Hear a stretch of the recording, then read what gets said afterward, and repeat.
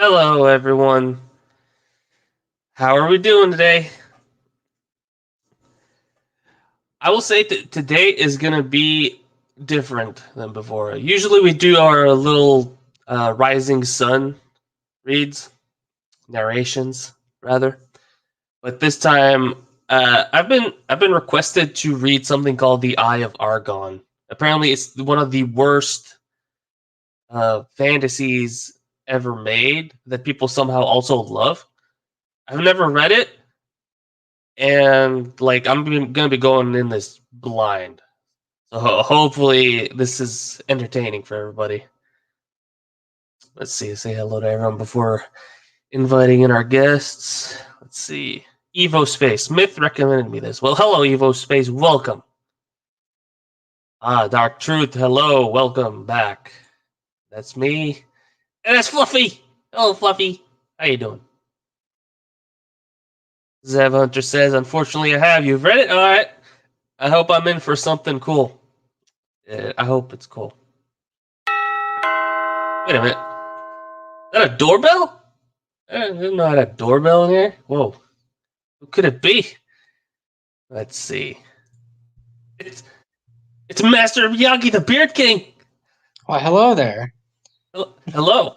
How are you doing? Doing well. Looking forward to this cringe fest. Ah, can you believe the doorbell? What the heck was that? I don't know.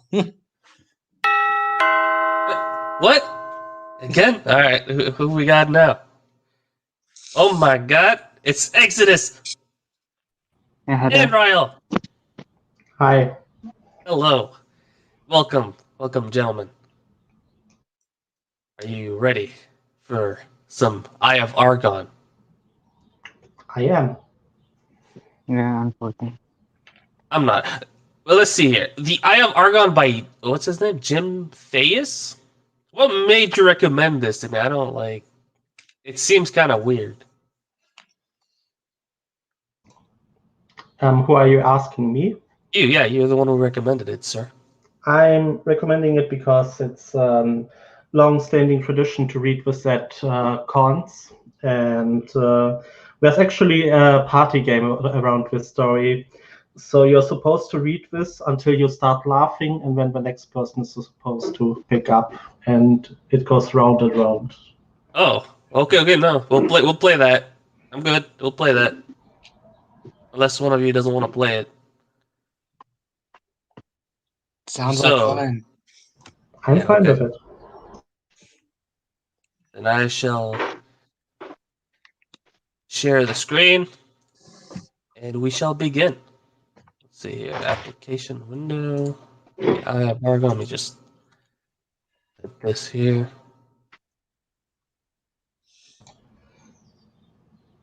Share. Yay, it worked. And I'll take this out.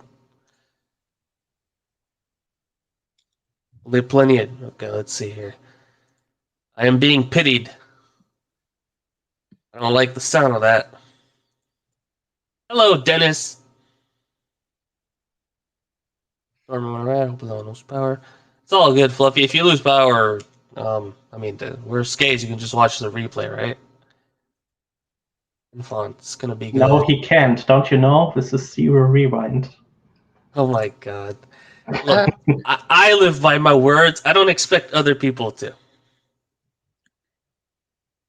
Info. This screenfest started as soon as Myth arrives. All right, Myth. You are the cringe man now, apparently. Zev Hunter says, you guys will need plenty of drinks.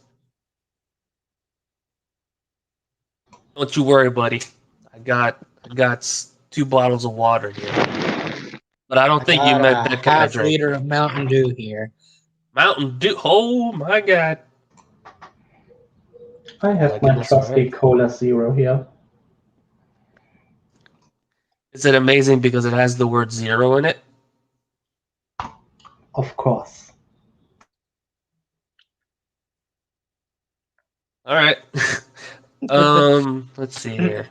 Sorry, I keep staring at my soundboard because I love this thing. Thing is amazing. Like, I'll be honest, I like using clips, but this soundboard is just spoiling me because I can just do random things like this, and then just like move on like nothing happened. I don't have to just look through clips and figure out which one I want to use. I can just remember what these do. I have some obnoxious ones that I won't use, like an air horn. I may use that like some other time, but I'm gonna keep just using the simple ones for now. Anyway, I believe I have mentally prepared myself. Are you ready? The Eye of Argon by Jim Theus. I wonder where he's from. I'll look it up after. This thing's got 7.5 chapters and a lost ending. Right? It's weird that they're like half chapters, but then again, I did the same thing in my book. But anyway, starting. The weather-beaten trail wound ahead into the dust-racked climes of the barren land which dominates large portions of the Norgolian Empire. It's starting strong here. Age-worn hoofprints smothered by the sifting sands of time shone dully against the dust-splattered crust of earth. The tireless sun cast its parching rays of incandescence from overhead halfway through its daily revolution. This is so unnecessarily epic. Small rodents scampered about, occupying themselves in the daily accomplishments of their dismal lives. Dust sprayed over three heaving mounts in blinding clouds, while they bore the burdensome cargoes of their struggling overseers.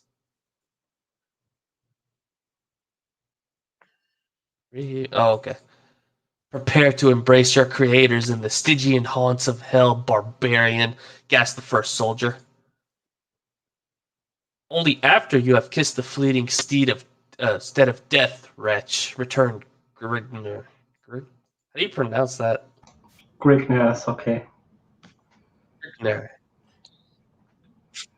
This guy name is Grigner. Sweet. Technically, you laugh now. That's a laugh? No. I mean, all right. No. I concede. The name itself just messed with me. Myth. Are you ready? A sweeping blade of flashing steel riveted from the massive barbarian thigh. There should be a possessive there. Yeah. Hide enameled shield as his rippling right arm thrust forth, sending a steel-shod blade to the hilt into the soldier's vital organs, missing another possessive. Bro, what is this? This is starting out big. I've All right. already failed. God damn.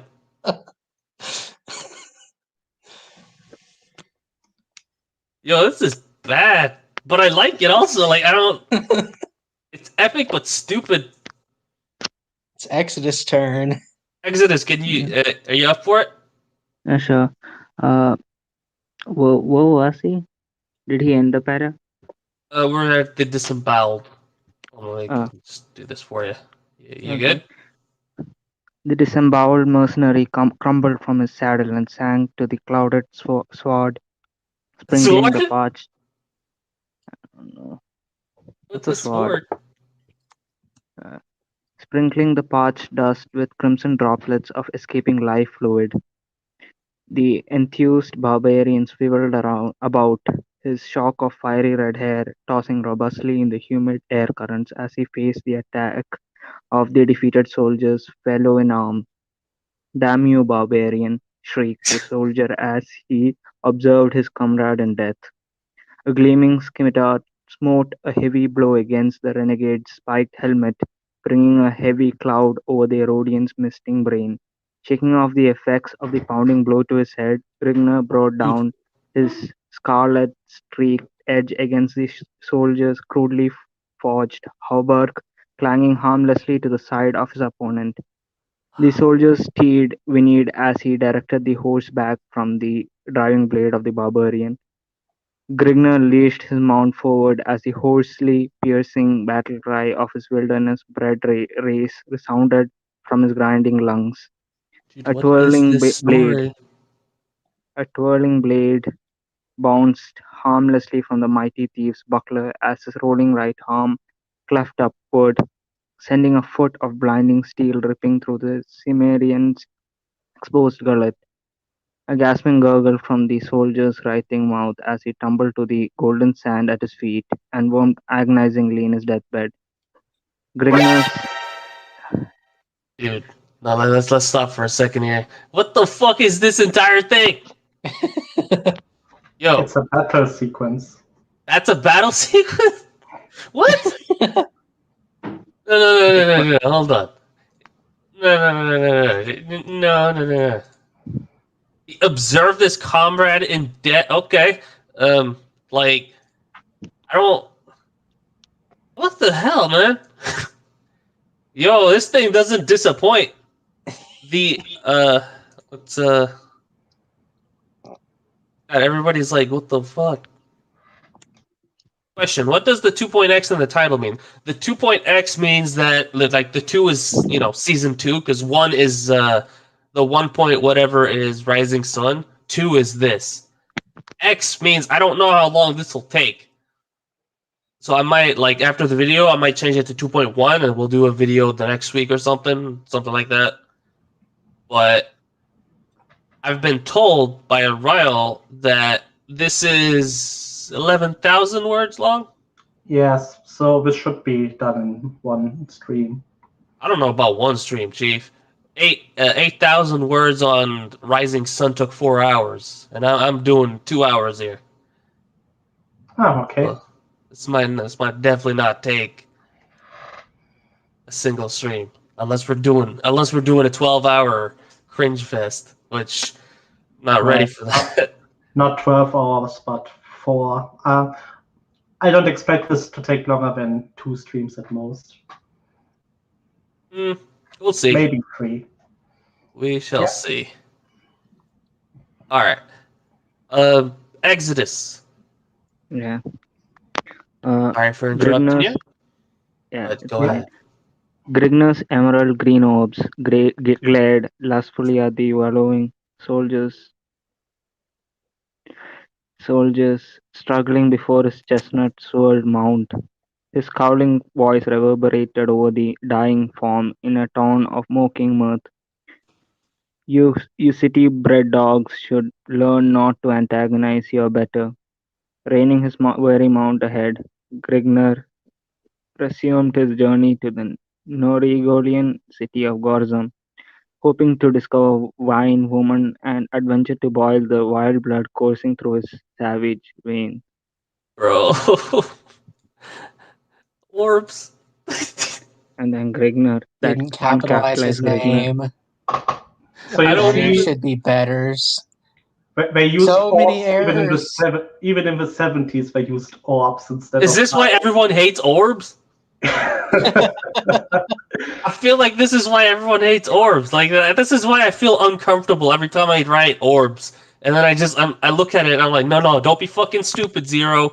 Just put the right thing. Put eyes. Put I don't know organs. Even organs sound stupid. God damn. No. Oh, this is terrible. This is crazy. Also glared lustfully. Yeah, his green orbs glared lustfully. Oh my god, he's getting excited. He's getting me excited. I wish Master M was here. Master M from the Rising Sun, not Master M, the one in the chat. He could teach us how to do a little simping. But yeah. Yeah, he wrote Norgolian wrong. Misspelled his own city. What? And Gorzum, Or unless country. oh no, what is Oh, no. this? Let's instate a new rule. Like instead of the laughing, okay, but like if you just don't ever laugh, everyone else misses out on the fun. Yeah, No, Exodus is not amused by this. I think he's more it's offended. Yeah, I'm very offended by it. I mean, I I laugh to you guys because like it's more what I feel like you guys have a bit more common sense than this guy. I just feel sympathy. Only a bit. like yeah, like I can feel Exodus like less likely to laugh as the seconds pass, and I'm like, yeah, I don't know what, that's fine. But I'll let you read this, and then we'll move on. That's fine. To, We can pass on to Ryan. okay, I don't. Can Sure. Ryle even laugh? Of course, you heard me laugh just now. I'm just Anyway, messing with you, buddy. Come on. it's fine. The trek to Gorsum was forced upon Grignr when the soldiers of Kryn were leashed upon him by a faithless concubine he had wooed.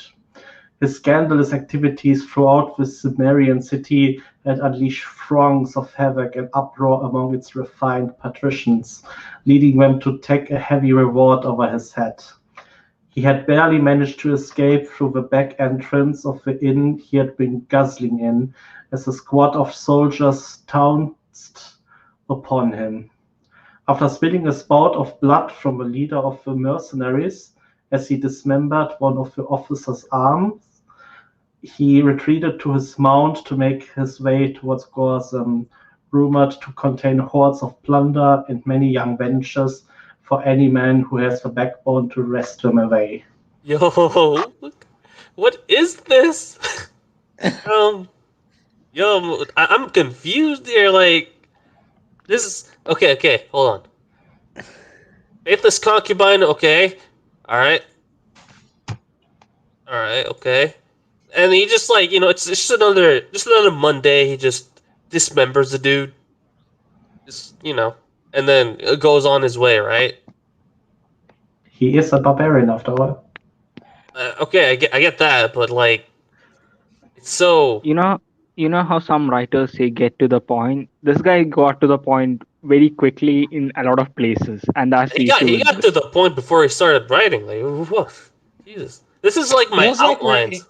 it feels like we're starting in the middle of the story. Yeah, that too. Or is it doing the thing where it starts in the middle and then it's like flashback to 5 months ago? 5 months ago. Do you want to know or do you want to No, I'm continue? I'm I'm kidding. But we'll find out. We'll find out. But this is for the benefit of the people who have never read this, and also for my own confusion because I like to be confused a lot.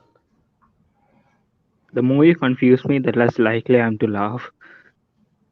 Oh, well, I mean, I'm sorry, but I laugh when I'm confused because I'm a weirdo. Mm, Dylan likes to No, say this that, but Dylan abandoned us today. Again. Again, Again, he's too busy hitting people with swords and such, and glaring at them lustfully with his and green glaring orb. at them lustfully. I like that. We should we should. I don't know. Let me just copy this. Put it on the Discord. By the way, for those of you watching, while I copy this, I might as well talk. For those of you watching, the link to my Discord should be in the description. It should say like it's a master link. It's called Linktree, and it should link to literally everything that I have, including my book and my Discord and my fanfiction website and what else? My YouTube channel, which you're already on, doesn't matter. But yeah, copied. Also, if you join the server while we're doing the stream and I don't answer you on the server, it's because I'm a little preoccupied with everything. Anywho, we finished chapter 1. Wait, hold on, I just realized that was just chapter 1. Yes. The heck? what? That entire thing was chapter 1. It felt more like a paragraph. Yeah, exactly. It felt like those really felt like the tagline you get. Like, some books start with quotes. It felt just like the quote. Like we just finished the quote and then we're about to start the story. My God. But all right.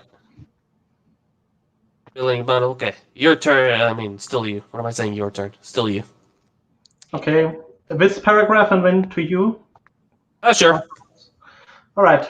Arriving after dusk in Gorsum, Grignr descended down a dismal alley, reining his horse before a beaten tavern. The red-haired giant strode into the dimly lit hostelry, reeking of foul odors and cheap wine. The air was heavy with choking fumes spewing from smoldering torches encased within the Edens? The Den. The dense You forgot a earthen-black space. walls. In two spots. Yeah. Tables were clustered with groups of drunken thieves and cutthroats, tossing dice and making love to willing prostitutes. You know, Uh, I'm trying not to laugh right now, so I don't want to. Oh, give me a second here. Don't laugh, Zero. Think about all the horrors in the world.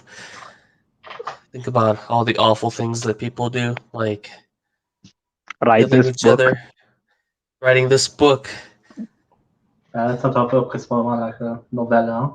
pushing back their Okay. seats on airplanes. I don't blame him for writing the book. I blame him for publishing it. I mean, wasn't it a kid who did this? I still feel horrible. Like this just Yeah, he was, I think, 16 or 17, I'm not sure, and this was published in a fanzine. So, Christopher Paolini was 15 when he published Aragon, and that's miles better than this. I'm not sure about that. Oh, we got a fight coming. I mean, we can't read this on a stream, but if you ever want to, there are plenty of things in Aragon that aren't as good as well. Well, that's Speaking fair. of, there is a debate on fanfiction over what age writers should write at, like what age writers you should read, and people Wait. ignore those aged writers for some reason. There's an actual debate on that. There is. What the heck? Like people should debate. People Like, debate everything. The author's age shouldn't matter as long as what they wrote was good. Yeah. Apparently, youngsters can write better or something. Okay. Let's calm down here. Exactly. Every youngster, every quote youngster unquote that I met is like, he's like, I have a great idea. I want to show you. Like, no offense to all the youngsters in the chats, right? I've been doing this for a while. Like, I see the writing and I'm like, yo, this is what I did 15 years ago, and I'm like, but you get better from that experience, and yeah, but it's shaming that experience. It's like when you mock older writers, you're shaming that experience. I guess so. But like, how do you put it? Honestly, the only time you should be feel confident about your writing is when other people start asking you questions on how to write better. And I mean other people that you realize are smart. So like they're smart, but they have no idea what to do. So you point them in the right direction. But if they're because there are dumb people they'll think some really terrible writing is good, and they're like, yeah, I'm just gonna message this person and ask him how to do this. Let's see. Chapter 2. Oh no, you did until prostitutes. I remember that. I almost died laughing there. Yeah, this is actually a challenge for me. I have to really, really concentrate not to laugh. I mean, I only lasted one sentence last time I read. I know. Wait, Ryle, does laughter while chatting with people count? I wouldn't say so. I mean, Alright. Because, I mean, I wanted to laugh just there, and I was like, no, Zero, don't be a bitch. it has to be why you are reading this story, because of what you are reading, not... I mean, if you are making jokes outside and laugh about that doesn't count, I think. Alright, okay, that's good. Alright, like so this is also what I have to read, right? Yeah. We did save a paragraph. Eyeing a slender female crouch alone at the nearby bench, Grignr advanced, wishing to wholesomely occupy his time. The flickering torches cast weird shafts of luminescence dancing over the half-naked harlot of his choice. her stringy orchid twines of hair swaying. Sorry. Okay, let's take over. You're not the only one trying not to laugh.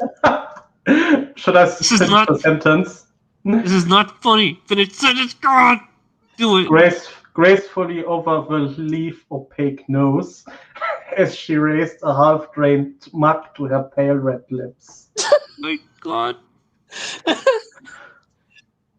This. All right. Okay. I'm Looking for a imagining this. prostitute, but it's wholesome.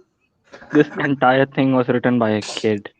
That makes me, No, go by back. only teenager. Still, I'd like to wholesomely occupy my time. Like, what the heck? I should. Oh my God.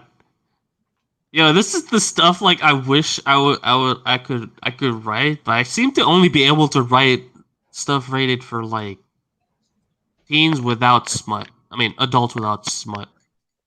I should start writing a little more like this, but not like not this style, but like make it a little spicy. That's the word I was looking for.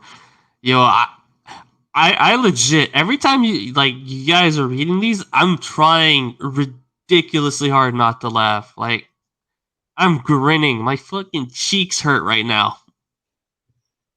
My God. Okay, no. I can do this. I believe in myself. Okay. Glancing upward, the alluring complexion noted the stalwart giant as he rapidly approached. A faint glimmer sparked from the pair of deep blue ovals of the amorous female as she motioned towards Grigner, enticing him to join her. The barbarian seated himself upon a stool at the wench's side, exposing his body, naked, save for a loincloth, brandishing a long steel broadsword. Left ear, an iron spurs battle helmet, and a thick leather sandal? Okay, that makes me angry. I'm good. To her unobstructed view. So he is brandishing his steel broadsword. Okay, no. Yes, Thou needs to occupy your time, barbarian, questioned the female. What? What? Oh, okay, this is the question. That was obviously you and, the no, ancient tongue. the question is if she asked the question. Yeah, the question mark should be here. What? He also has the order in that mixed up, I'm pretty sure.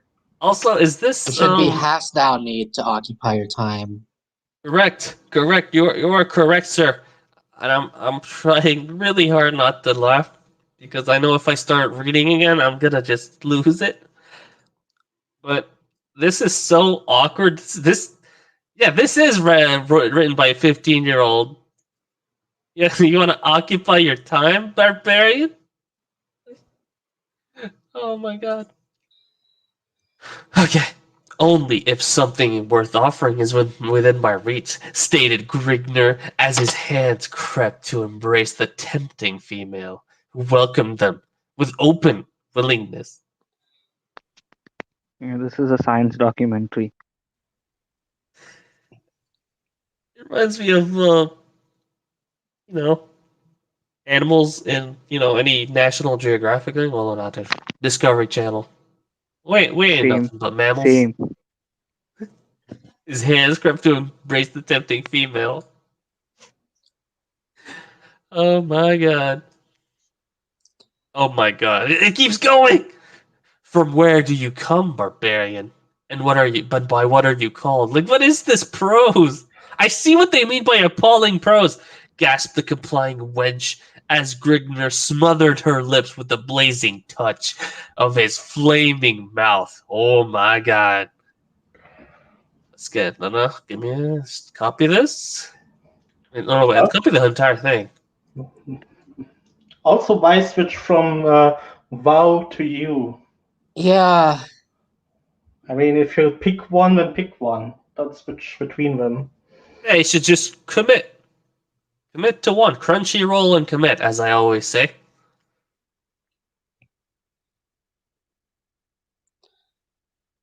Alright.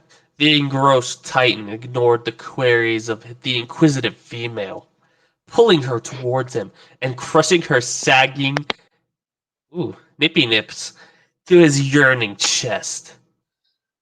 Without struggle, she gave in, winding her soft arms around the harshly bronzed hide of Grigner corded shoulder blades, and his calloused hands caressed her firm, protruding busts. Okay. Okay. You can. Can't go on anymore. I haven't laughed yet. I'm good. I'm good. Trying really hard though. I wonder if you can withstand the next sentence. No, oh no. You make love well, wench, admitted Grigner as he reached for the vessel of potent wine as charged with coffee. No, don't laugh. Don't laugh. I can't. I can't. What the heck? Yep, you do. I tried so hard. It just started giving me fucking Robert vibes, and then I you make love well, wench. God damn it. You just need to. I know that this is weirding out Dawn in the dumpster fire chat. What even is this? This is beautiful in a really horrifying way. But Fluffy's Unicorn says, I thought some smut scenes on fanfiction were written awkwardly. This is horrendous. yeah, I know, right? Sorry. Oh God, that took me. Like, I think if you if you didn't warn me, it would have been worse. But Myth, it's your turn. I hope you can last longer this time. Me too. I believe in you. I believe. I'm determined. Okay. A flying foot caught the mug Grignir had taken hold of, sending its blood-red contents sloshing over a flickering crescent. Leashing tongues of bright orange flame to the foot-trodden floor. Remove yourself, Sura. The wench belongs to me, blabbered a drunken soldier, too far consumed by the influences of his virile brew to take note of the superior size of his adversary. Grignir lithely bounded from the startled female, his face lit up to an ashen red ferocity, and eyes locked in a searing feral blaze towards the swaying soldier. To hell with you, braggart! Bellowed the angered accordion as he hefted his finely honed broadsword. The staggering soldier clumsily reached toward the pommel of his dangling sword, but before his hands ever touched the oaken hilt, a silvered flash was slicing the heavy air. The thews of savages lashing right arm, bulged from the glistening bronze hide as his blade bit deeply into the soldier's neck, loping off the confused head of his senseless tormentor. Okay, so I don't understand that sentence at all. So you explain this to me. With views of a savage's slashing right arm. Oh, I see. Okay, no, I understand it. Sorry. I wasn't sure what foos means. Oh, yes, muscles? Yeah, now I know. I actually don't know what it means either. I think it's this guy literally looked up rare synonyms to throw in to make himself look more. You're right. Gross.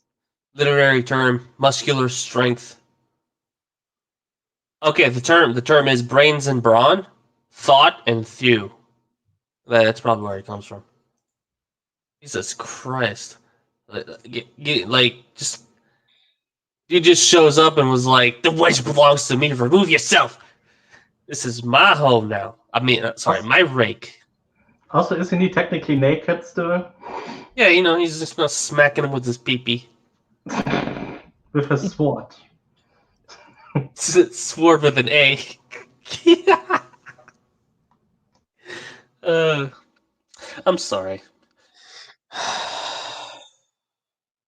I made it longer this time. Yeah, you did. I believe, buddy. I believe you can do it.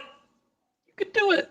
With a nauseating thud, the severed oval toppled to the floor as the segregated torso of Grignar's bovine antagonist swayed. No, can't laugh. Then collapsed in a pool of swirled crimson. What? Swirl. Oh my god. Bovine antagonist? Is he really a bovine? Did I miss a part here? I think he means like the strength of a bull or something.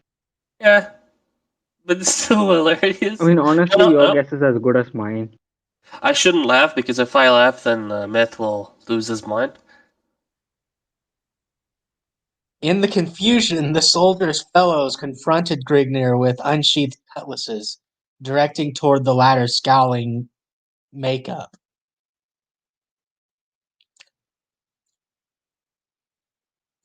So now he's wearing makeup, okay.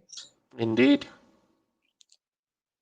He is The a slut should barbarian have after picked all. his quarry more carefully, roared the victor in a mocking baritone growl as he wiped his dripping blade on the prostrate form and returned it to its scabbard. Okay. This is The fool. unnecessarily epic. Not epic, but like unnecessarily dramatic. That's the word. Who's the slut in this Yeah. situation? The I think he's prostitute? calling the soldier the- a slut. Yeah, it's strange. Look, man. It's like how women call each other skanks, alright? Maybe in this world they call themselves sluts, like the guys. I don't know. Maybe You know, maybe slut meant something different in the 70s. Who knows? I don't think it did. I Are don't. you sure? I'd like Maybe to that think was a I'm cry sure. for help encoded in there. Oh my gosh. God The damn. fool should have shown more prudence. However, you shall rue your actions while rotting in the pits, stated one of the sprawled soldiers' comrades. Oh my god. I love this word. This word is one of my favorite ones. Not to write, but to say. Like I love whenever someone talks to me and I'll be like, "You shall rue the day you messed with me." Rue it! Rue. You shall rue your actions. Okay. I'm sorry.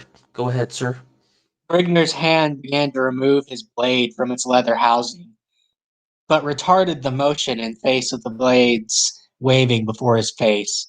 Dismiss your hand from the hilt, barbarian, or you shall find a foot of steel sheathed in your gizzard. What is a gizzard? Zero? Throat. Okay. I Yeah, think it's this guy bird. literally has a thesaurus next to him as he's writing. Now, I need to find a word that's not common to put here. Gizzard is basically the throat of a bird. Yeah, Or like like chicken gizzards. well, Like not quite. would a soldier use that term in that time? Well, no, not quite the throat, but like the section where its stomach is, but it's usually close to the chest area because birds are like that. If I remember right, I could be wrong, but like gizzard is the bird's stomach where it has the stones in there. Yeah. So he might be saying, "I'm going to cut you open." In a really weird way. You shall find a foot of steel sheathed in your gizzard. Why not sheathe it in his butthole too? While you're at it. Dismiss your hand from the hilt. Also, Like, barbarian. I Barbarian. didn't even catch that as I was reading. I auto-corrected it in my mind. Barbarian. I like it. Okay, no. Don't laugh, Zero, because you'll make other people laugh. This is not funny. This is awful. Grignir weighed his position, observing his plight, whereupon he took the soldier's advice as the only logical choice. To attempt to hack his way from his present predicament could only warrant certain death. He was of no mind to bring upon his own demise if an alternate path presented itself. The will to necessitate his life forced him to yield to the superior force in hopes of a moment of carelessness later upon the part of his captors, in which he could effect a more plausible means of escape. It says carelessness, not carelessness. Yeah, he is correcting himself. Carl, I can't Carl? help it. Carless. This doesn't have Carl in it. I'm sad. Carelessness. What is this conversation? I don't know. I'm more confused than anything right now. You can may feel steady your your arms. I will go without a struggle. Your decision is a wise one, yet perhaps you would have been better off had you forced death. The soldier's mouth wrinkled to a sadistic grin of knowing mirth as he prodded his prisoner on with his sword point. A sadistic grin of knowing mirth. I mean, when you write grin, you know there's mirth in there. I'm wondering what the prostitute is thinking about all this. I mean, she's probably like, He's what am I probably going thinking, now I'm not going to get paid. You know those plays where only the necessary actors are there? Yeah, this is that play. She got off the stage a long time ago. Oh yeah, you're right. But wait, Yeah. I thought he was the prostitute because they called him slut. No, he called the dead soldier a slut. Oh. He did take it in deep. You're right. Maybe he meant bitch. That doesn't always have a sexual connotation, does it? If you say slut, yes. Bitch just means female dog. Yeah, I think he meant that. And when he was like, bitch and slut is the same thing, so I write slut. Could very well be. Yes. We have to make some sense of the story. Do we though? Do we really? Can't we just admit to ourselves that the story is just nuts? That's a lot of nuts! It is indeed. I'm sorry, I'm having fun using this thing. I see something. So should I do Exodus not like it. continue? Exodus.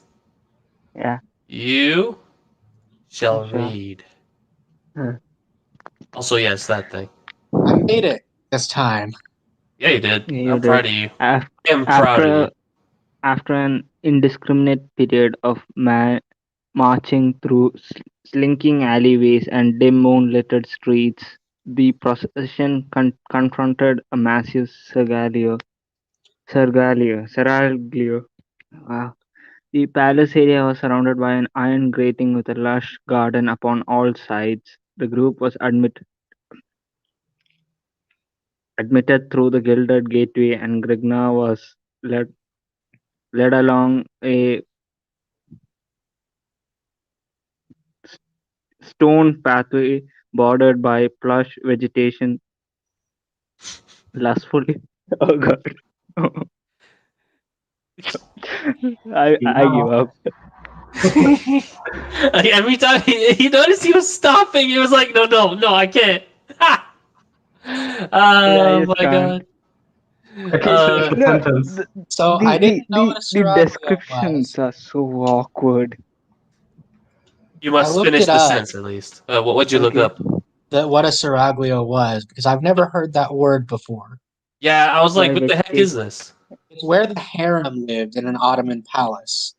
Hell It took yeah. me a few seconds to realize that led along was two different words rather than one word, Let and that alone. was that pause was there. And your mouse moving around, that made me laugh first. Yeah, like this is the only way I can communicate when you guys are talking. I'm like, yeah, look at this, look at this, look at this. Oh shit! You should just finish this though. Yeah, sure. You need to read this. Successfully enhanced by the moon's shimmering rays. Upon reaching the palace, the group was granted entrance, and after several minutes of explanation, led through several winding corridors to a richly draped chamber. God No, damn. Several minutes of explanation. I mean, that's long. Yeah. and we did not get that explanation. Oh yeah, that's the image. It looks weird. I think it's What because I is made that? the background black. Oh, okay. Yeah, you should switch it back to light mode for a second to see what it Yeah. looks like. All right. Anyone who's watching, I'm about to initiate light mode. Please, please prepare yourself. This might hurt. All right. I love you, but I have to do this. I have to. Ah. Oh, we got ourselves. Oh my god!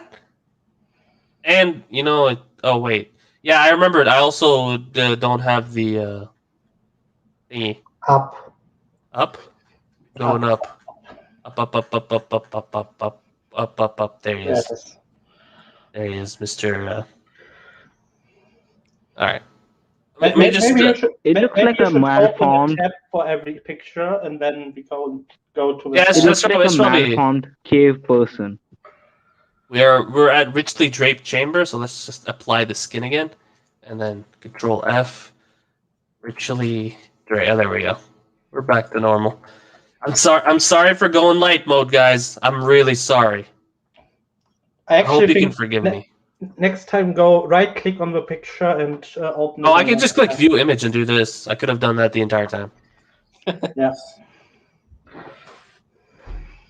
I just didn't want to because I'm a douchebag. Sure. I wanted to torture people with some light mode, all right? And not because you didn't think of it. But admit it though, my skin is better, right? Yes. I made sure to have a decent font. I can change this font, by the way, to anything you like. But I mean, I made sure to not have like sans serif It font. makes the story more bearable, but the grammatical errors just don't.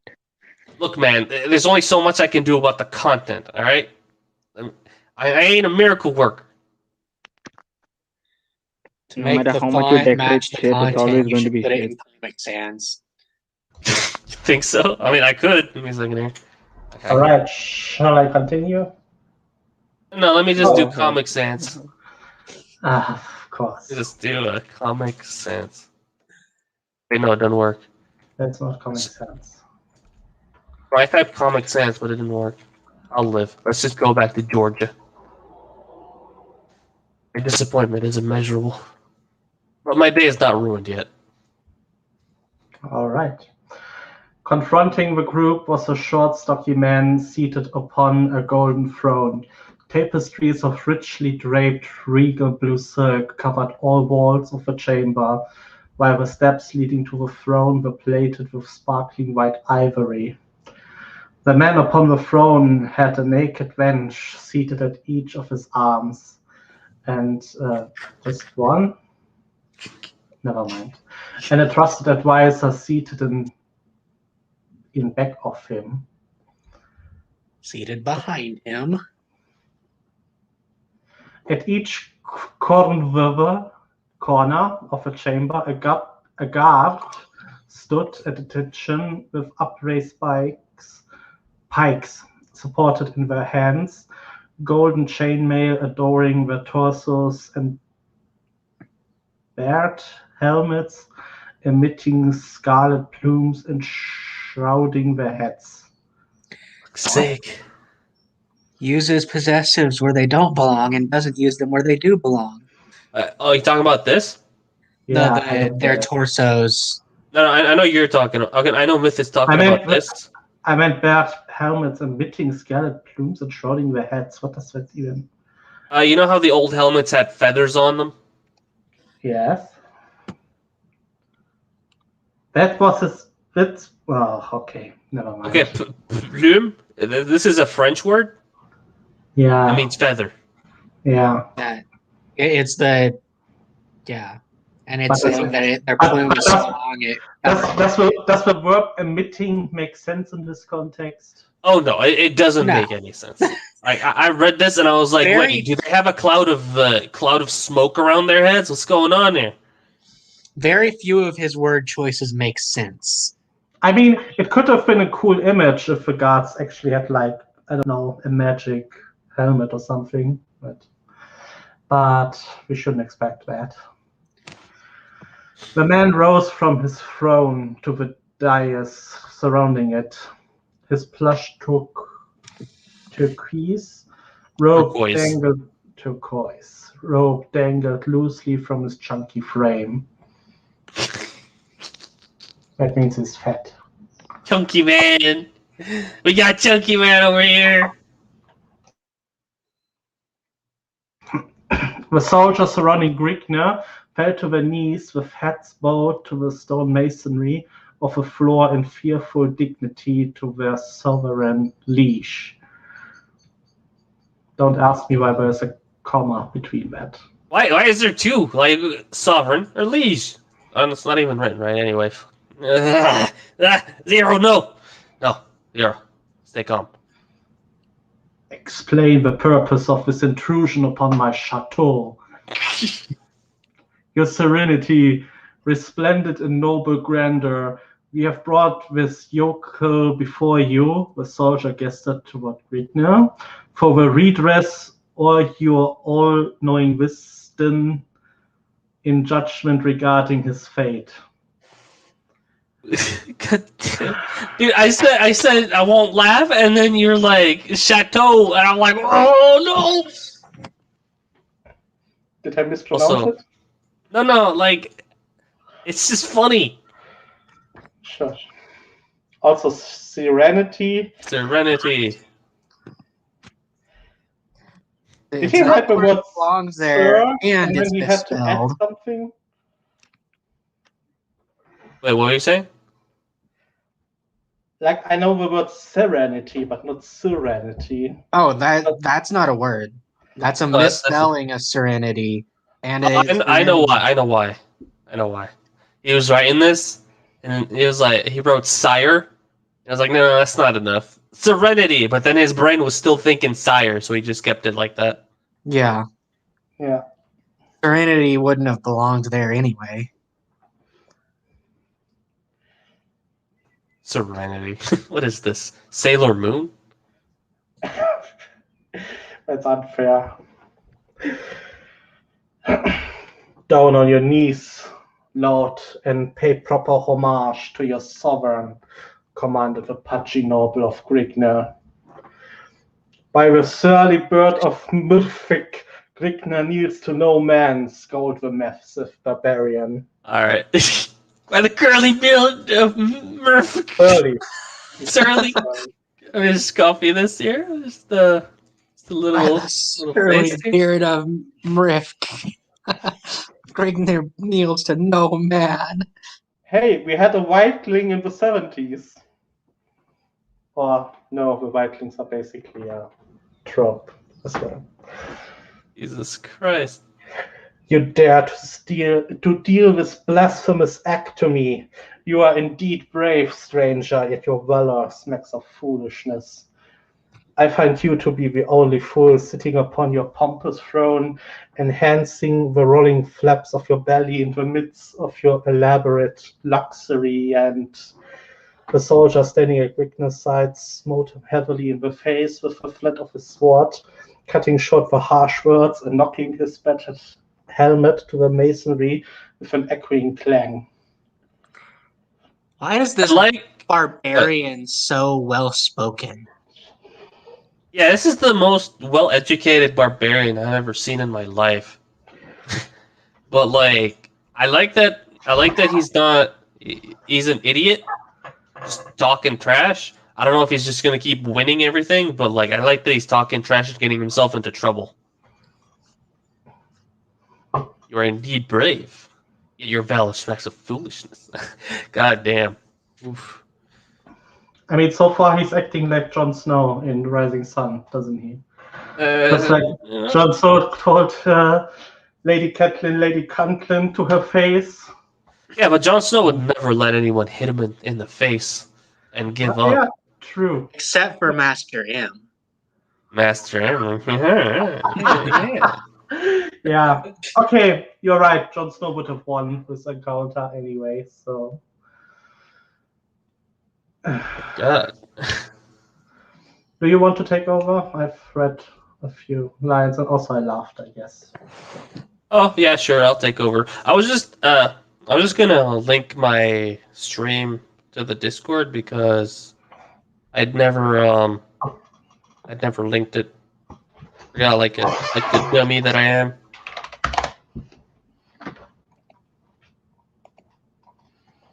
Anywho. Alright, wait, echoing clan, by the way. Echoing.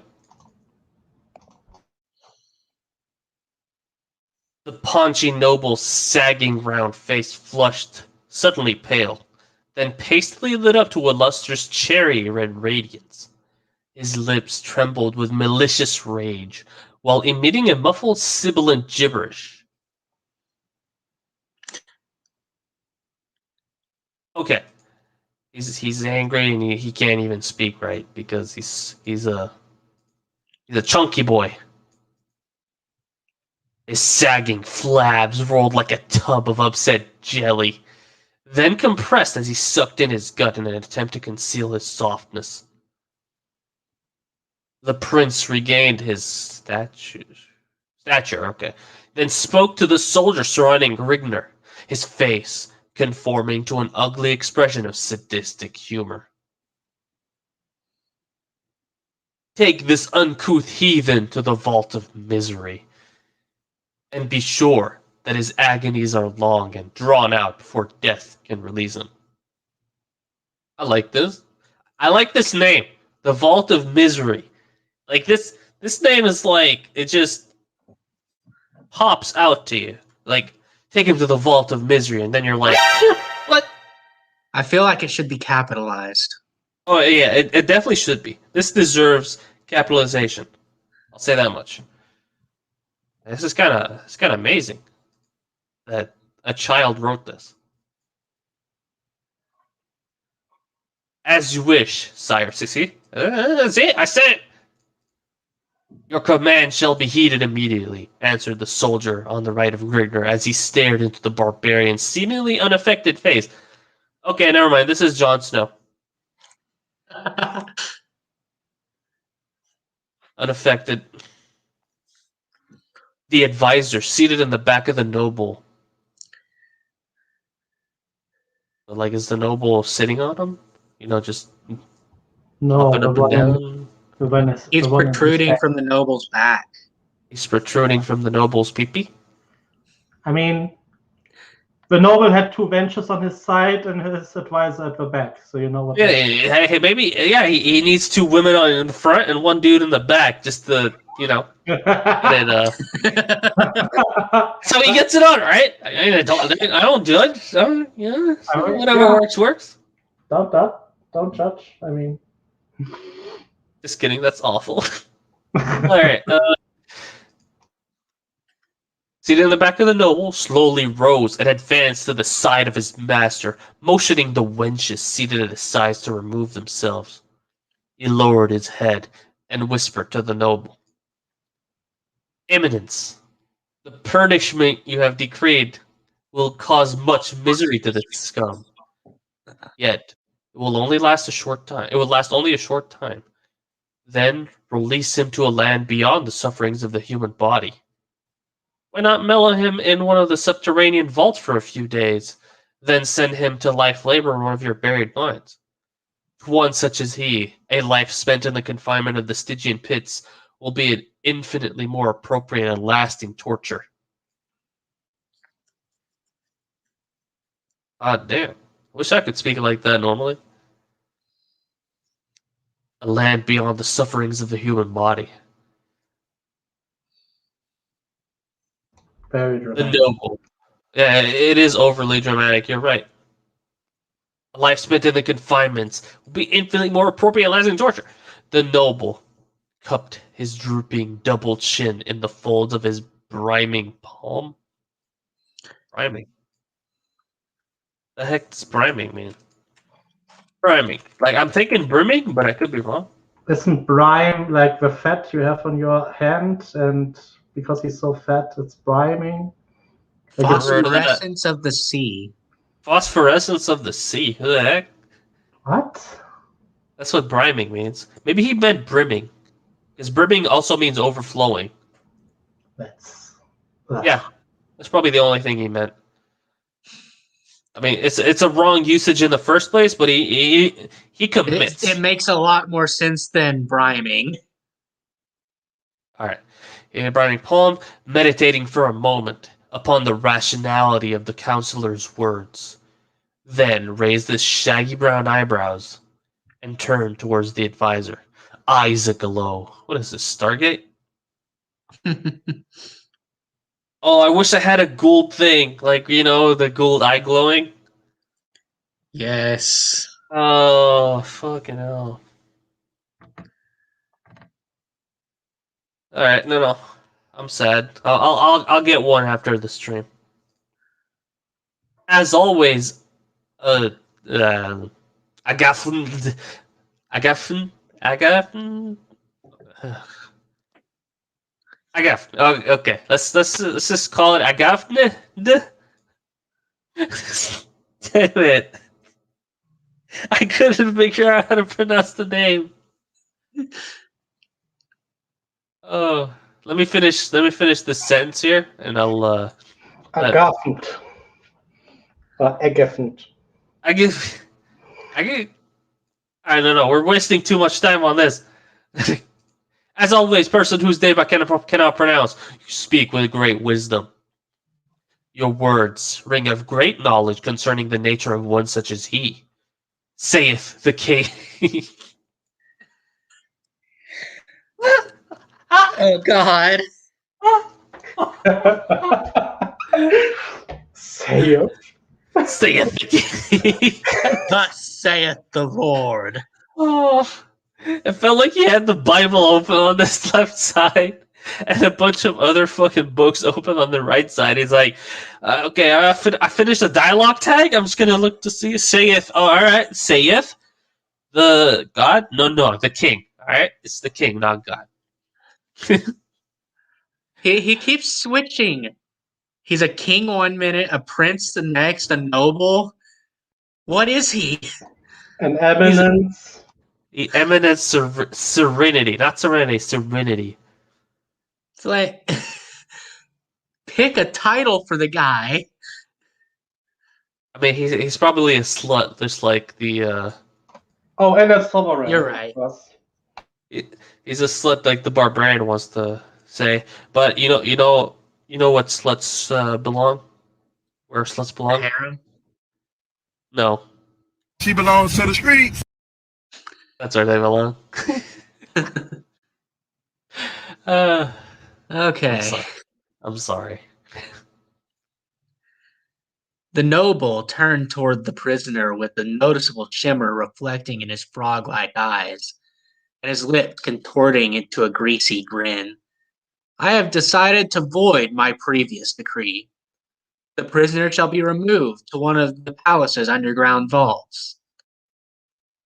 There he shall stay until I have decided that he has sufficiently simmered, whereupon he is to be allowed to spend the remainder of his days at labor in one of my mines. Upon hearing this, Grignr realized that his fate would be far less merciful than death to one such as he, who is used to roaming the countryside at will. A life of confinement would be more than his body and mind could stand up to. This type of life would be immeasurably worse than death.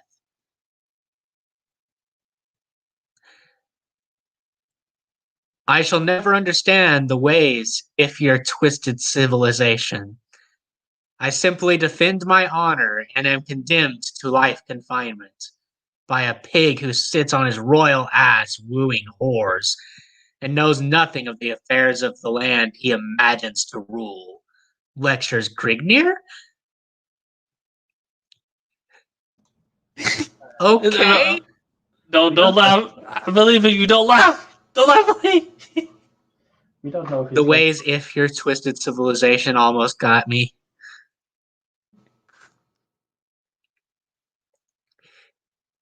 Enough of this. Away with the slut before I loose my control. Seeing the peril of his position, Grignir searched for an opening. Crushing Prudence to the sward, he plowed into the soldier at his left arm, taking hold of his sword and bounding to the dais, supporting the prince before the startled guards could regain their composure. Agathond leaped Well, that's how you Grignir. say it. Leaped Grignir and his sire, but found a sword blade permeating the length of his ribs before he could loose his weapon. The counselor slumped to his knees as Grignir slid his crimsoned blade from Agathon's ribcage. The fat prince stood, undulating in insurmountable fear before the edge of the fiery-maned comet, his flabs of jellied blubber pulsating to and fro in ripples of flowing terror. Where is your wisdom and power now, your majesty? Majesty, growled Grignir. I like how there's no question mark this time. Yes. The prince went he's a prince now. He's switched again. The prince went rigid as Grignir discerned him glazing over his shoulder.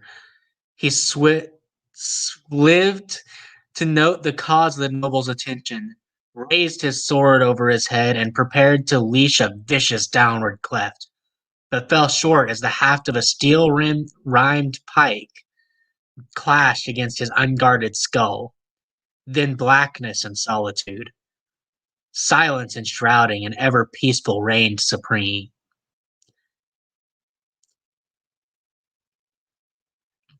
Before me, sirrah, before me as always. Ha, ha, ha, ha! Nobly cackled. Nobly cackled. No, this is Rin, right? But who's the one cackling? I thought he went unconscious. Yeah.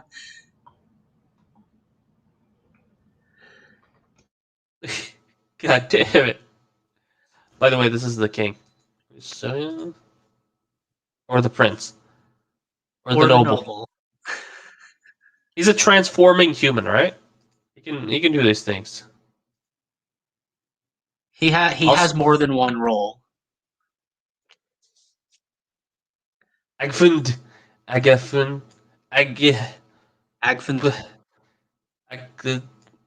up.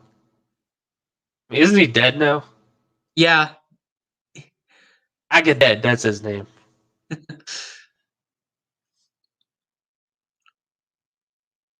Nobly cackled. So next chapter, Exodus. Do you want? Yeah, please. Okay.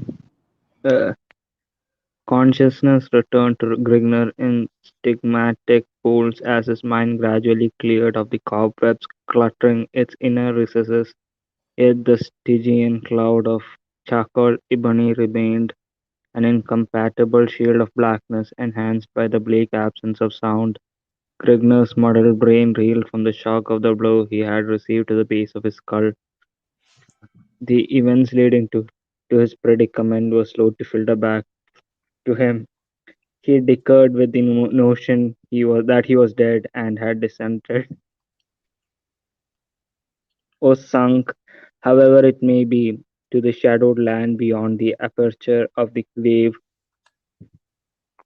but rejected this hypothesis when his memory sifted back within his grips. This was not the land of the dead. There's something infinitely more precarious than anything the grave could offer. Death promised an infinity of peace, not the finite misery of an inactive life. Oh God, no. This is so dramatic. The philosophy is cringy as hell. It's like, you're being tortured and then you just rant a philosophical rant, I guess. I don't know.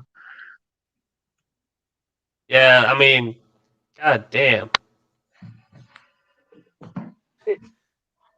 All right, buddy, finish this sentence, and Yeah, then sure. Death promised an infinity of peace, not the finite misery of an inactive life of confined torture, forever concealed from the life-bearing shafts of the beloved rising sun. Rising Sun, starring Jon Snow. All right, it is The now. orb, yeah, Oh, the okay. I'll orb let you that finish had been this. before taken for granted, yet now cherished above all else, to be forever refused further glimpses of the snow-capped summits of the land of his birth, never again to witness the thrill of plundering unexplored lands beyond the crests of a bleeding horizon, and perhaps worst of all, the denial to ever again encompass the lustful excitement of caressing the naked curves of the body of a trim mound wench. Trim mound wench? What? Yeah, young probably. Young, probably. Well, he laughed, so. The lustful excitement. This is just way too philosophical for someone who got locked up. And the I don't barbarian. know. Wait, that was it? What? That was No, chapter 3? 3. That's But half no, of the it's chapter. 3.5, so. All right, Brian.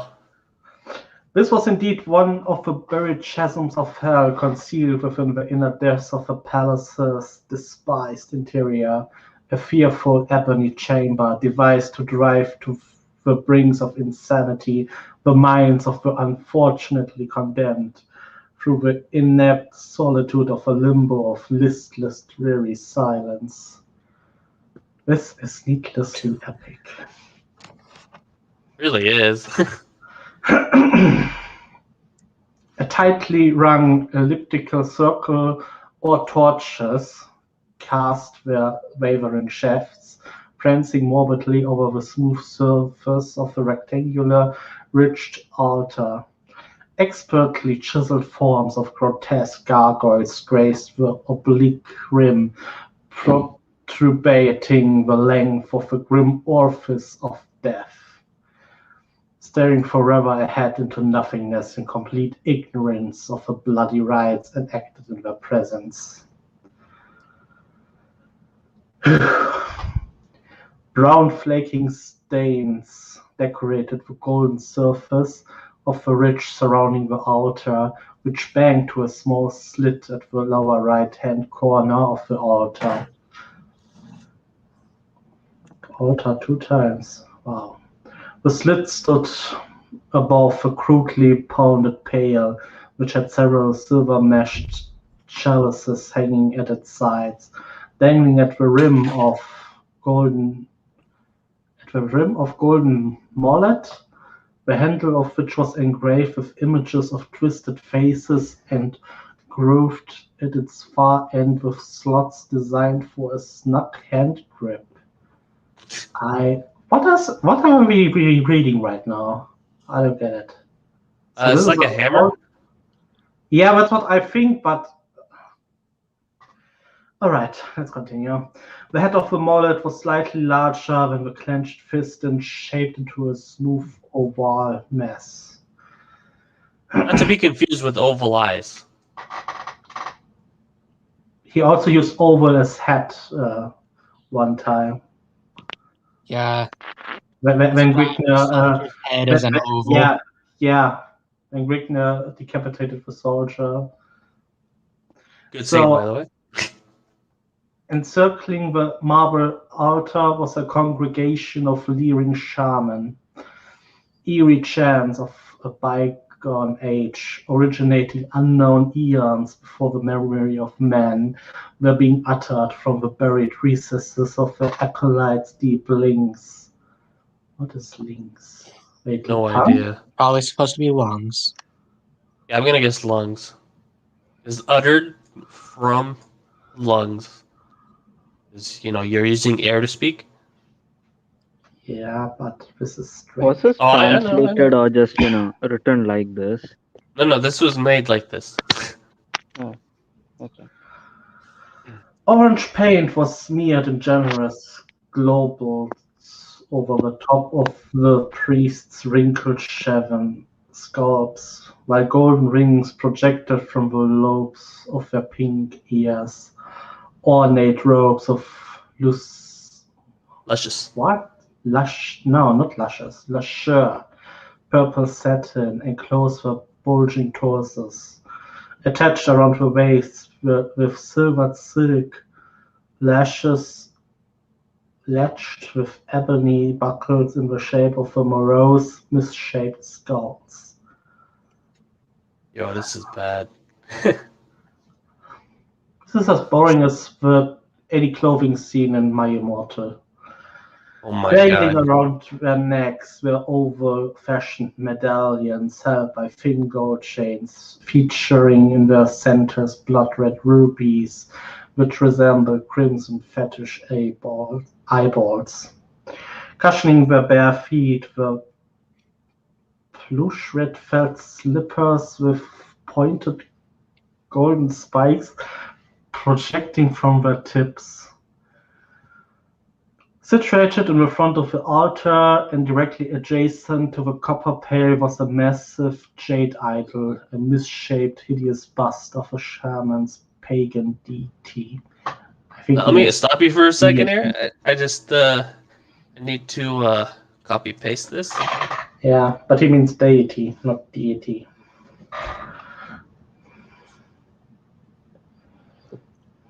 I just thought that was funny. What were we? Pagan deity? So what do you think, Myth? Is this... Which Greek goddess is that? This is terrible. He's not answering. All right. I'm reading He's until speechless. This is appalling. Yeah, I'm reading until the end of the paragraph.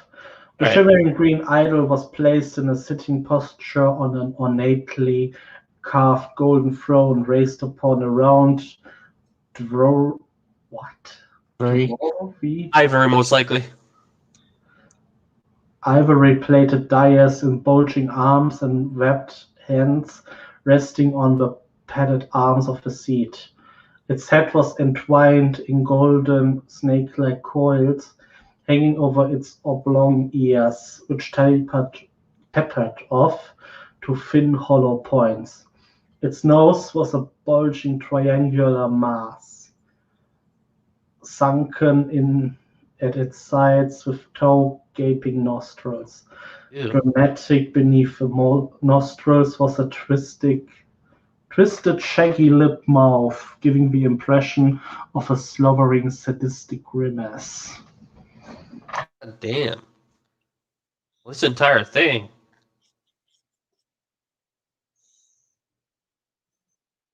Ugly ass priest. This is worse than smut.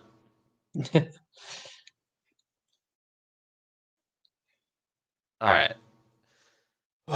At the foot of the heathen deity, a slender, pale-faced female, naked but for a golden jeweled harness enshrining her huge outcropping breasts, supporting long silver laces which extended to her thigh, stood before the pearl-white field with noticeable shivers traveling up and down the lengths of her exquisitely molded body.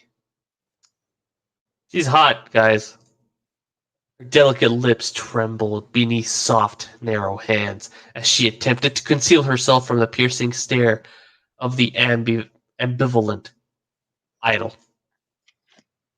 Glaring directly down towards her was the stony, cyclopic face of the bloated deity, gaping from its single oblong. It's no longer oblong, it's oblong. Socket was scintillating. Many faceted scarlet emerald, a brilliant gem, seeming to possess a life all of its own. A priceless gleaming stone, capable of domineering the wealth of conquering empires. The Eye of Argon. Roll credits. Yep. Title's All up. right, Time to roll credits. We're done. time to go home, guys. Come on.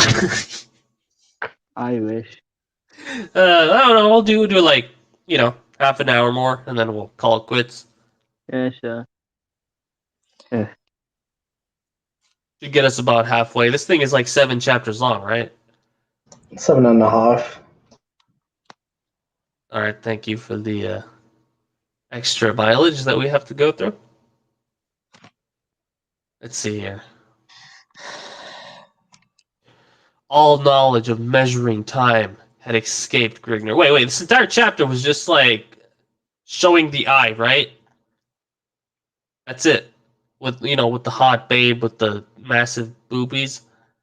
Well, 3 was him lamenting about never seeing things again, and then 3.5 was the eye. Yeah, you're right. That's fair. And the lady with the milk duds. Yeah, and the really hot lady. With the milk duds. Yeah. Say it. Say it. Go on. Fine. Oh, I'm sorry. All knowledge of measuring time had escaped Grigner. When a person is deprived of the sun, moon, and stars, he loses all conception of time, as he had previously understood it. It seemed as if years had passed if time were being measured by terms of misery and mental anguish. Yet he estimated that his stay had only been a few days in length. He has slept 3 times, and had been fed 5 times since his awakening in the crypt. However, when the actions of the body are restricted, its needs are also affected. It's like he can't deal with the fact that he's torturing his favorite main character, but like he does it in a way that just is the worst thing ever. Like he's been fed 5 times in 2 days. Oh, that's awful. All knowledge of measuring time had escaped him. Escaped him. Yet it's been a few days. It's been a few days.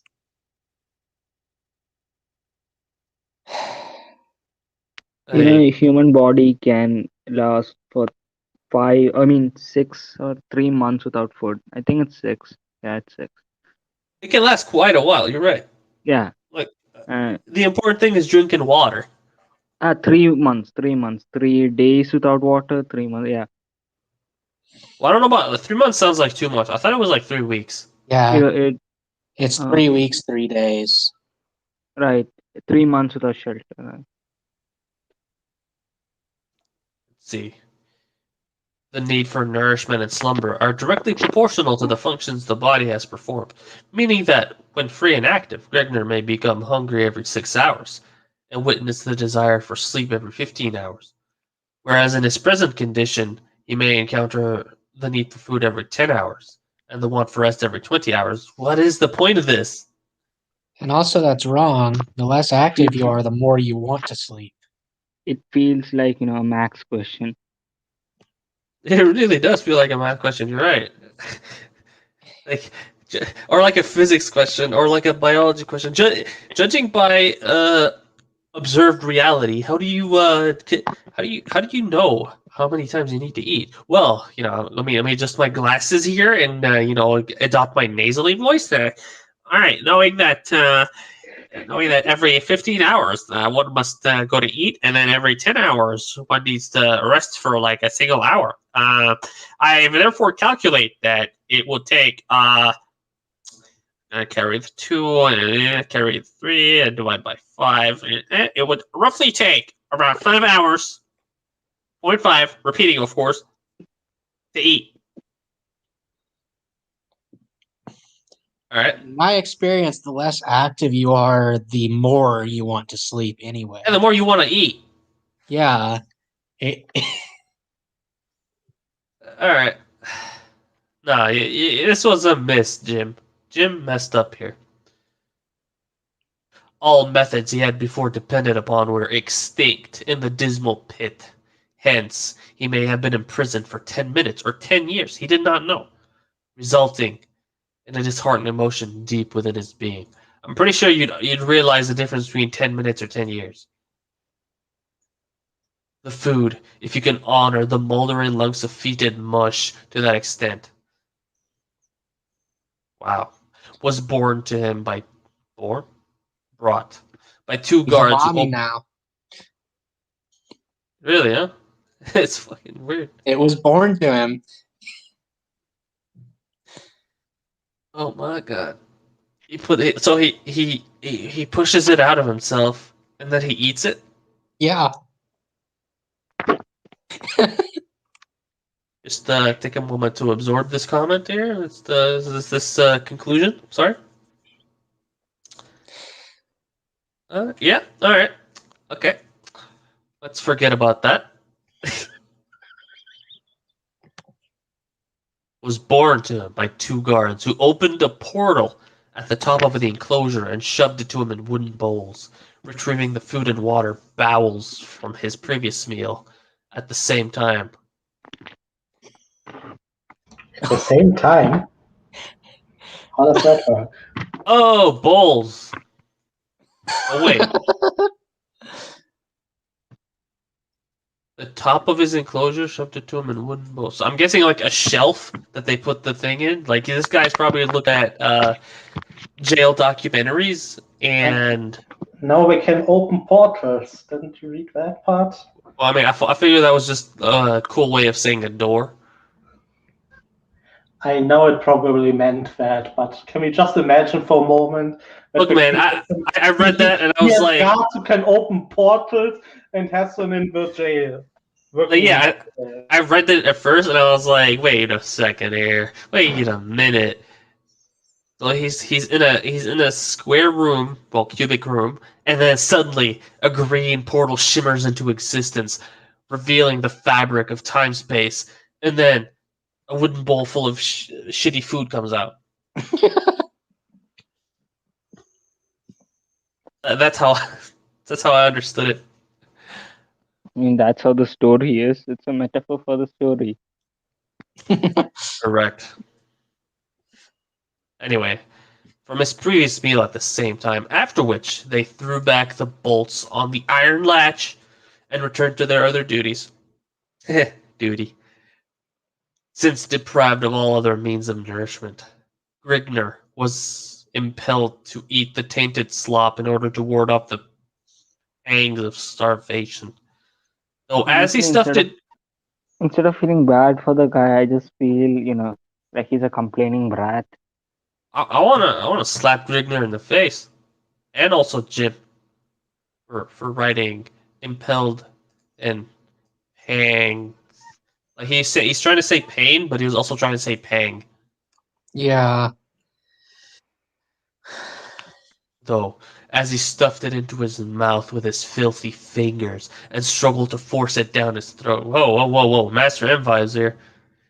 He imagined that it was that which had been spurned by the hounds stationed at various... He imagined it was... Okay. It was that which had been spurned by the hounds stationed at various segments of the palace. Oh, okay, so he's saying his food is the food spurned by the hounds? And so they're feeding it to him? I mean, this has the makings of being kind of cool. Let me just copy this here. Actually, I should copy the one with the boobies. All right, sorry guys. I need this needs to. Oh, Exodus came back. Welcome back, Exodus. I'm sorry, I just by mistakenly just clicked the back button because there's a reflex. It's chill. You're good. I'm trying to look for the booby lady. Bare feet, flesh red slippers. Pale face. There we go. Hell yeah. Just copy this here. Heck yeah. Alright. And we were back iron latch. Spurned by the hounds. That's where we were, but I will this and then type in star this, you heathens. Alright. Back to what we're doing. Okay.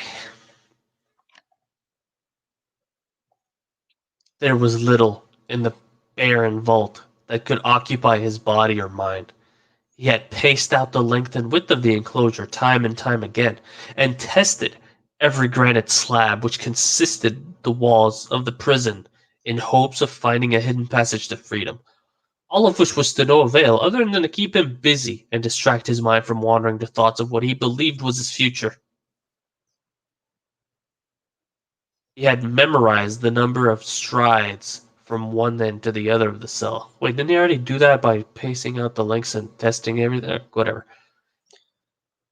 And knew the exact number of slabs which made up the bleak dungeon. Numerous schemes were introduced and alternately discarded in turn, as they succored to unravel to him no means of escape, which stood the slightest chance of success. Success. I don't like that he's using sucker. I don't like that he's using this word. This is an insult. Not in this context. Definitely not in this context, yes. Anguish continued to mount as his means of occupation was rapidly exhausted. Suddenly, without no time, he was routed from his contemplations as he detected a faint scratching sound at the end of the crypt opposite him. The sound seemed to be caused by something trying to scrape away at the granite blocks of the floor of the enclosure consisted of. What? Scrape away at the granite blocks? Okay, the floor of the enclosure consisted of. Okay, that's better. I got a little confused here because grand boobies. The sandy scratching of something like an animal's claw. His way to the other end of the vault, carefully feeling his way along with his hands ahead of him. When a few inches from the wall, a loud, penetrating squeal and the scampering of small padded feet reverberated from the walls of the roughly hewn chamber. Rigner threw his hands up to shield his face and flung himself backwards upon his buttocks. A fuzzy form bounded to his hairy chest, burying its talons in his flesh while gnashing towards his throat with its grinding white teeth, its sour-fetid breath scorching the squirming barbarian's dilating nostrils. Is this a rat? Rigner grappled with the lashing flexor muscles of the repugnant body of a gargantuan brown-hided rat, striving to hold its razor teeth from his juicy jugular. Ooh, juicy jugular. Oh, it's getting me hungry. As its beady gray organs of sight glazed onto the flaring emeralds of its prey. I thought orbs was bad, but I mean, beady gray organs of sight. You even brought up using organs instead and discarded it earlier. Yep. Just let me just copy this.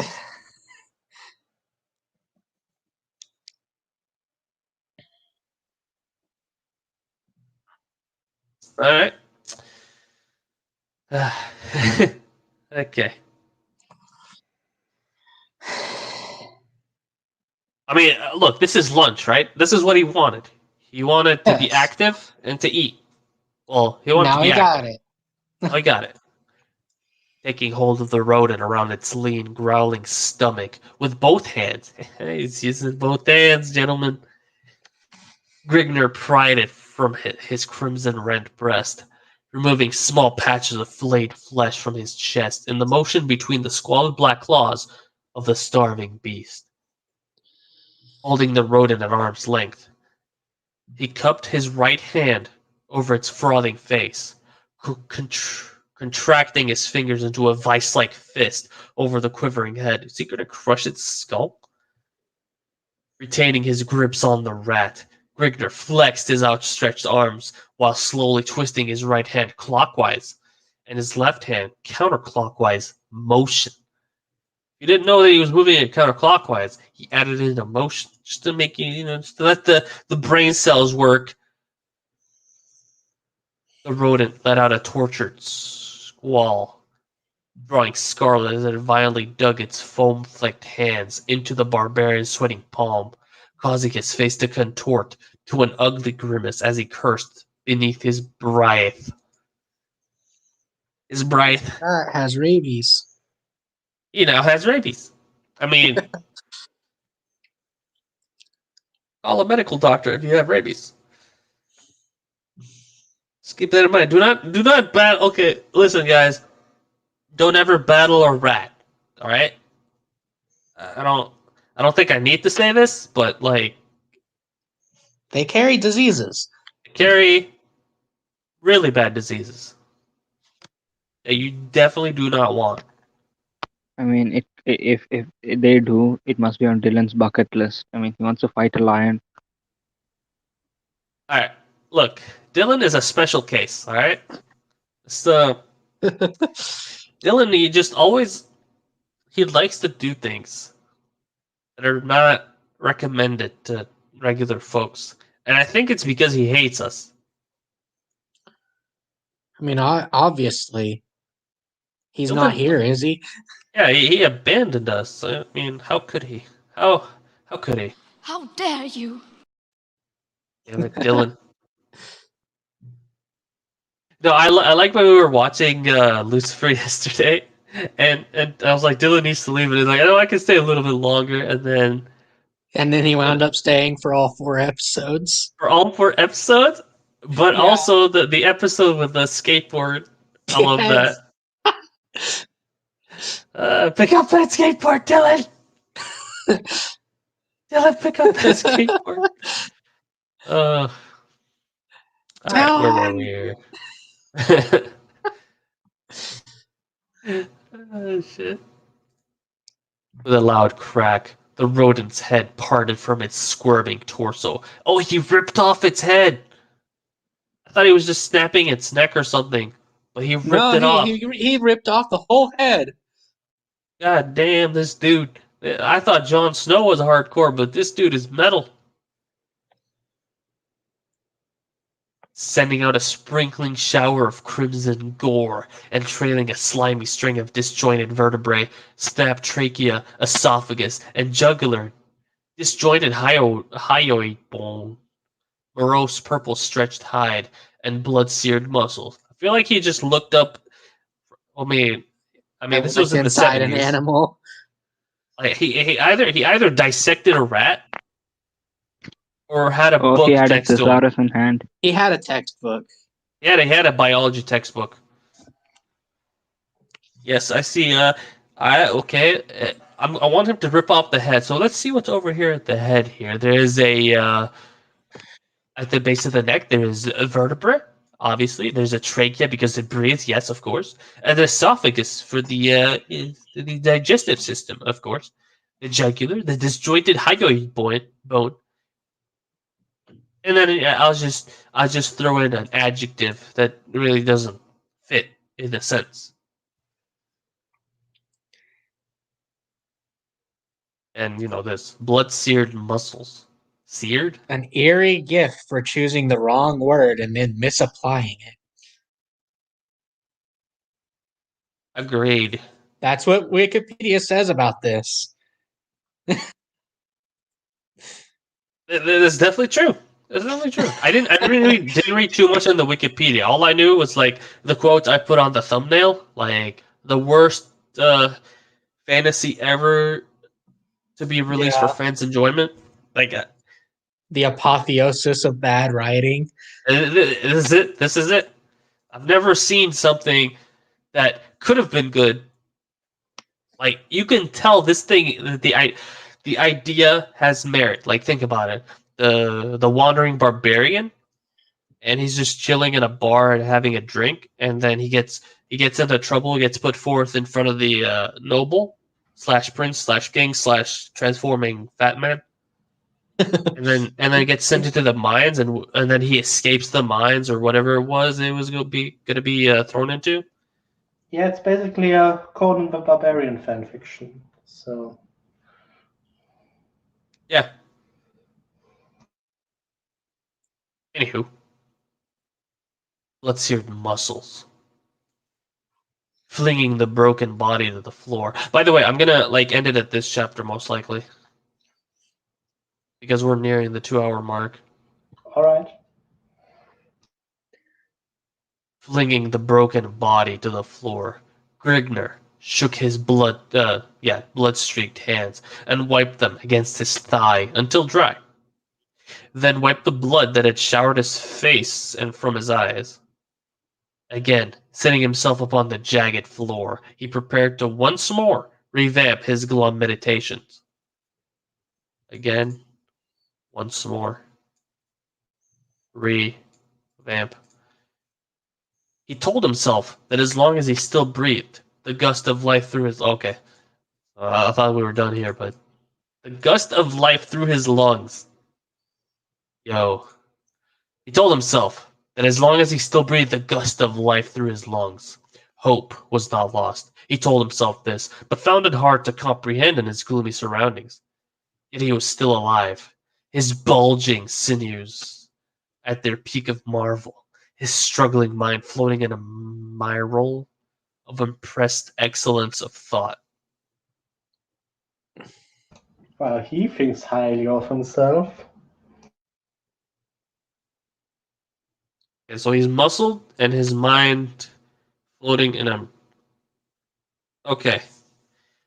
Plot after plot sifted through his mind in energetic contemplations. What is this? Oh, I lost. I just left. God damn it. This is so ridiculous. All of this. Maybe he should be in the Game of Thrones. He really should. I feel like this is a character from Game of Thrones, except like discount Game of Thrones. I wouldn't say discount Tolkien because higher Tolkien is of much higher quality. Discount Conan. Yes.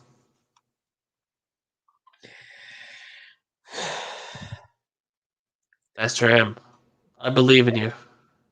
Then it hit him. Minutes may have passed in silent thought or days. He could not tell. But he stumbled at last upon a plan that he considered as holding a slight margin of plausibility. He might die in the attempt, but he knew he would not submit without a final bloody struggle. It was not a foolproof plan, yet it built up a store of renewed vortex energy in his overwrought soul. Though he might perish in the execution of the escape, he would still be escaping the life of infinite torture in store for him. Either way, he would still cheat the gloating prince of the suckered revenge his sadistic mind craved so dearly. The guards would soon come to bear him off to the prince's buried mines of dread, giving him the sought-after opportunity to execute his newly formulated plan. Groping his way along the rough floor, Grignir finally found his tool in a pool of congealed gore. Carcass of the decapitated rodent. The tool that the very filth he had been sentenced to spawned. When the time came for action, he would have to be prepared. So he set himself to rending the sticky hulk in grim silence, searching by the touch of his fingertips for the lever to freedom. Jesus Christ, this entire thing. How long is chapter 5? Oh, it's long enough. Actually, I'll read chapter 5. We'll continue because I do like the wench here. But what do you think about this?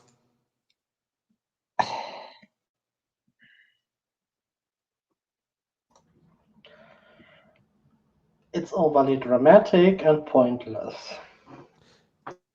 Congealed gore. I didn't realize it was that cold there. He literally just killed it. Yeah, he literally just killed it, but also congealed gore, but then sticky Hulk. Yeah. Is it frozen or is it wet? Oh, whatever. Up to the altar and be done with it, wench, ordered a fidgeting shaman as he gave the female a grim stare, accompanied by the wrinkling of his lips to a mirthful grin of delight.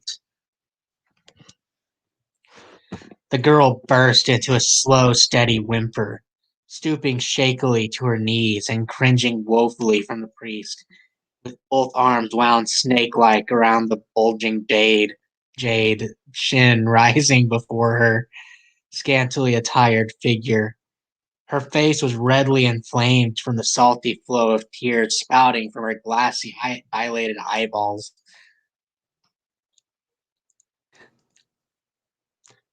Jade shin.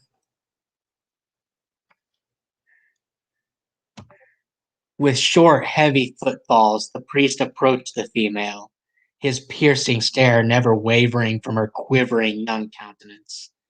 Halting before the terrified girl, he projected his arm outward and motioned for her to arise with an upward movement of his hand. The girl's whimpering increased slightly, and she sunk closer to the floor rather than arising. The flickering torches outlined her trim build with a weird, ornate glow as it cast a ghostly shadow dancing in horrid waves of splendors over smoothly worn whiteness of the marble-hewn altar. Damn it. So cringe. The shaman's lips curled back farther, exposing a set of blackened, decaying molars, which transformed his slovenly grin into a wide, greasy arc of sadistic mirth, and alternately interposed into the female a strong sensation of stomach-curdling nausea. Have it as you will, female, gloated the enhanced priest, as he Oh no, I'm sorry. I'm sorry.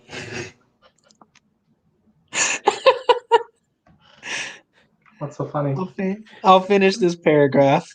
Is it the enhanced priest That's what got it for me. or female? Have it as you will, female. He sounds like an insult. He really is an incel. Okay. As he bent over at the waist, projecting his ape-like arms forward and clasped the female's slender arms with his hairy round fists. With an inward surge of his biceps, he harshly jerked the trembling girl to her feet and smothered her salty wet cheeks with the moldy touch of his decrepit, dull red lips. What? Yeah, Is he licking the tears? apparently he's evil. Is it my turn? Yeah. You're in the third on the list now since Exodus disappeared and came back. Yeah. The vile stench of a shaman's hot, fetid breath overcame the nauseated female with a deep soul-searing sickness, causing her to wrench her head backwards and regurgitate a slimy, orange-white stream of swelling gore over the richly woven purple robe of the enthusiast acolyte. Wait a minute. Wait, infused, not enthusiast. Enthused, yes.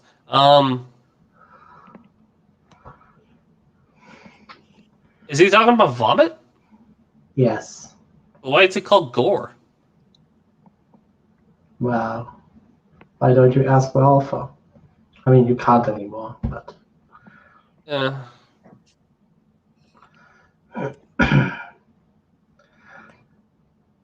The priest's lips trembled with a malicious rage as he removed his clawless paws from the girl's arms and replaced them with tightly around her undulating neck, shaking her violently to and fro. The girl gasped a tortured groan from her clamped lungs, her sea-blue eyes bulging forth from damp sockets. Holy shit, he used eyes. Cocking her right foot backwards, she leashed it desperately outwards with the strength of a demon-possessed, lodging her sandaled foot squarely between the shaman's testicles. Oh man. Oh no. The startled priest released his crushing grip, crimping his body. What? Cramping? I think Over crimp is the- a kind of fold. Yeah, okay. Over at the waist, overlooking his recessed belly, wide open in a deep chasm. His face flushed to a rose-red shade of crimson. Rose? Red? Crimson? Okay, whatever. Eyelids fluttering wide with eyeballs protruding blindly outwards from the sockets to the outermost perimeters, while his lips quivered wildly about, allowing an agonized bellow to gust forth as his breath billowed from burning lungs. Jesus Christ. Just right, he's screaming like a little girl. His hand reached out, clutching his human.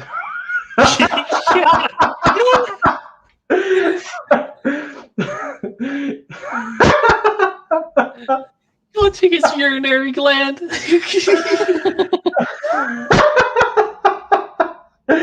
Of all the words I've read as a euphemism for penis, this is oh Oh my gosh. my. Alright, finish this, buddy. I believe. His hands reach out, clutching his urinary gland as his knees wobbled rapidly about for a few seconds, then buckled, causing the ruptured shaman to collapse in an egg-huddled mass to a granite pavement, rolling helplessly about in his agony. Just copy this. Yeah, and just what is that?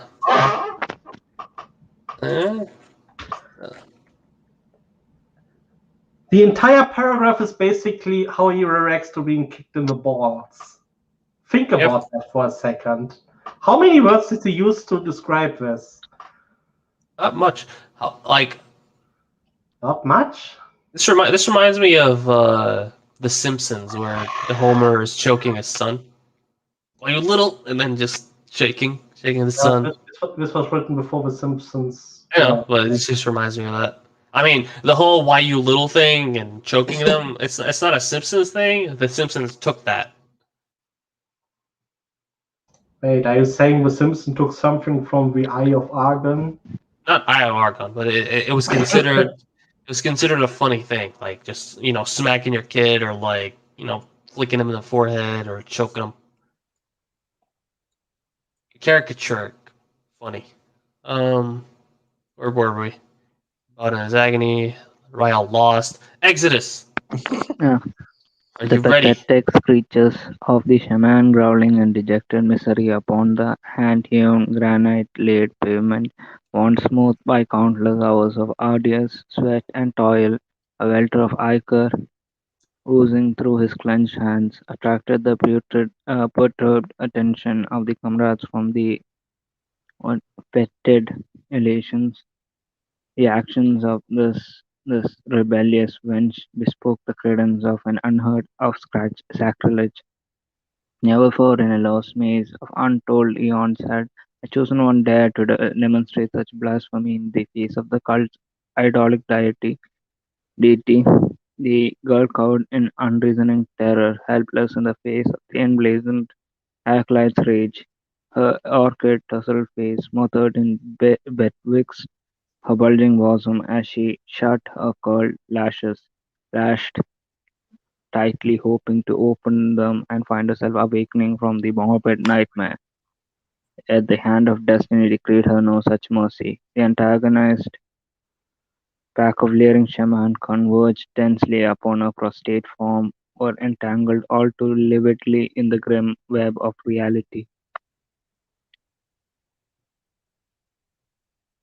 Shuddering from the clammy touch of the shaman, as they grappled with her supple form, hands wrenching at her slender arms and legs in all directions, her bare body being molested in the midst of a labyrinth of orange smudges, purple satin, and mangled skulls.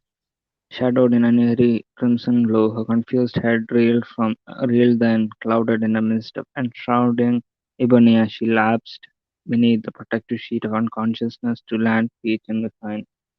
Jesus Christ, this entire passage is dark, but also funny.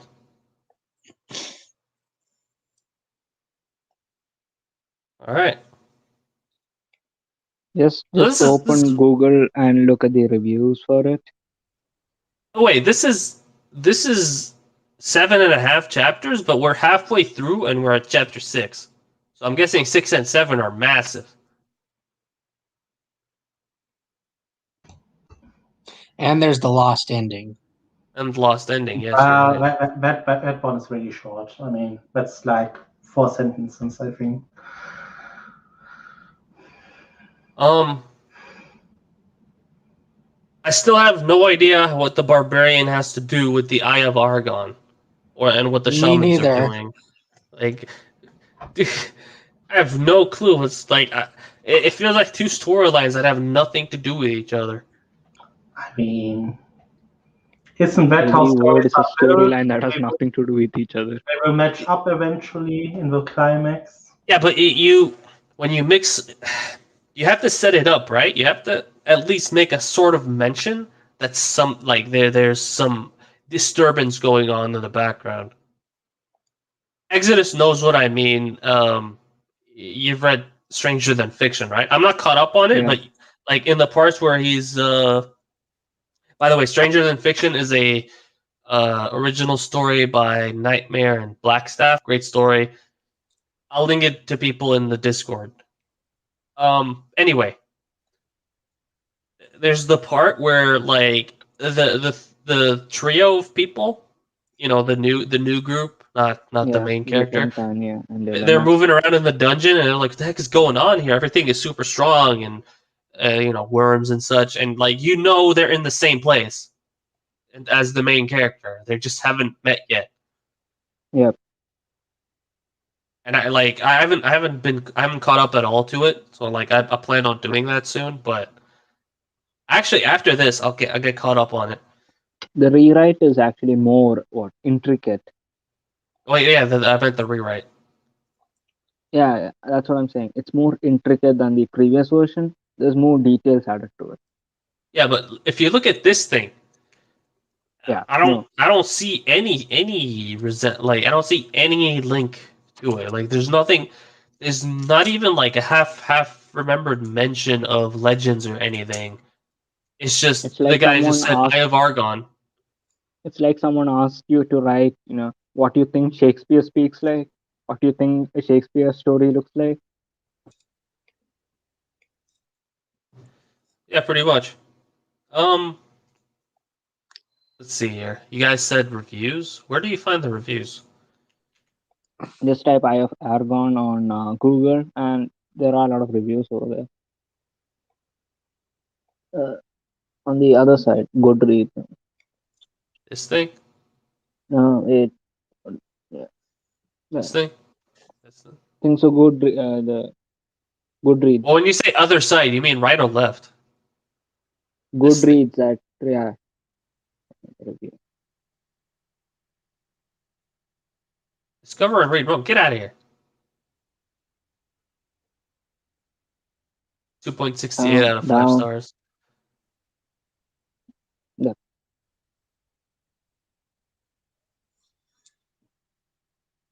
I'll read like 5 of them. I read the whole thing with my organs of sight. Well put. Well put. That story went over like a story that doesn't go over very well. That's contagiously hilarious. It bit me, for Christ's sake. Someone put me out of my misery quick. I started reading it, knowing just what it is, and it didn't disappoint. If anything, it over-delivered and went on over-delivering on so many levels, I can't even count them all. It's so bad, it can and should be used for laugh therapy sessions for geeks, just like yours truly. Oh, he goes all out. All right. Oh. I'm not going to read this whole thing. I'm sorry. Oh, he goes all he out. added All right. excerpts. This is longer than the actual book.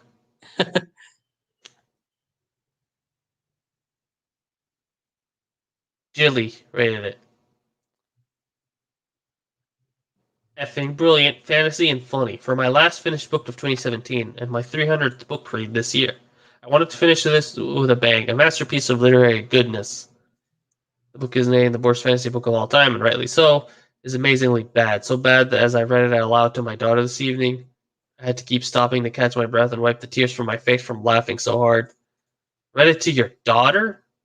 Yeah, you got a lady that's I wouldn't gonna. read that to my kid if I had any. I mean, I thought this was like teen friendly, and I was like, I started seeing the boobies and the other things and the ladies at the yeah. It's like World of Warcraft, only realer. All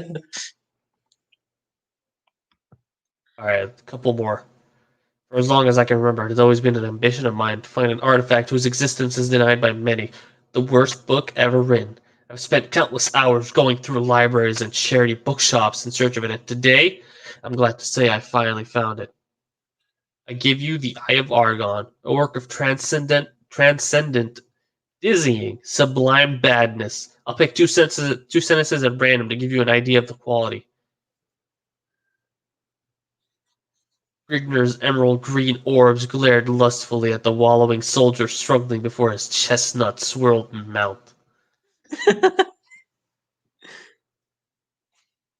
vile stench of the shaman's hot fetid breath came over the nauseated female with a deep soul-searing sickness, causing her to wrench her head backwards and regurgitate a slimy, orange-white stream of swelling gore over the richly woven purple robe of the enthused acolyte. I haven't laughed so much while reading a book in a very long time. Absolutely hilarious. Also, I love that in the introduction, Mr. Theus apparently took the story to his English teacher after he had written it so it could be improved. Bro, your English teacher can't fix this story. The only thing that can fix this is a flamethrower.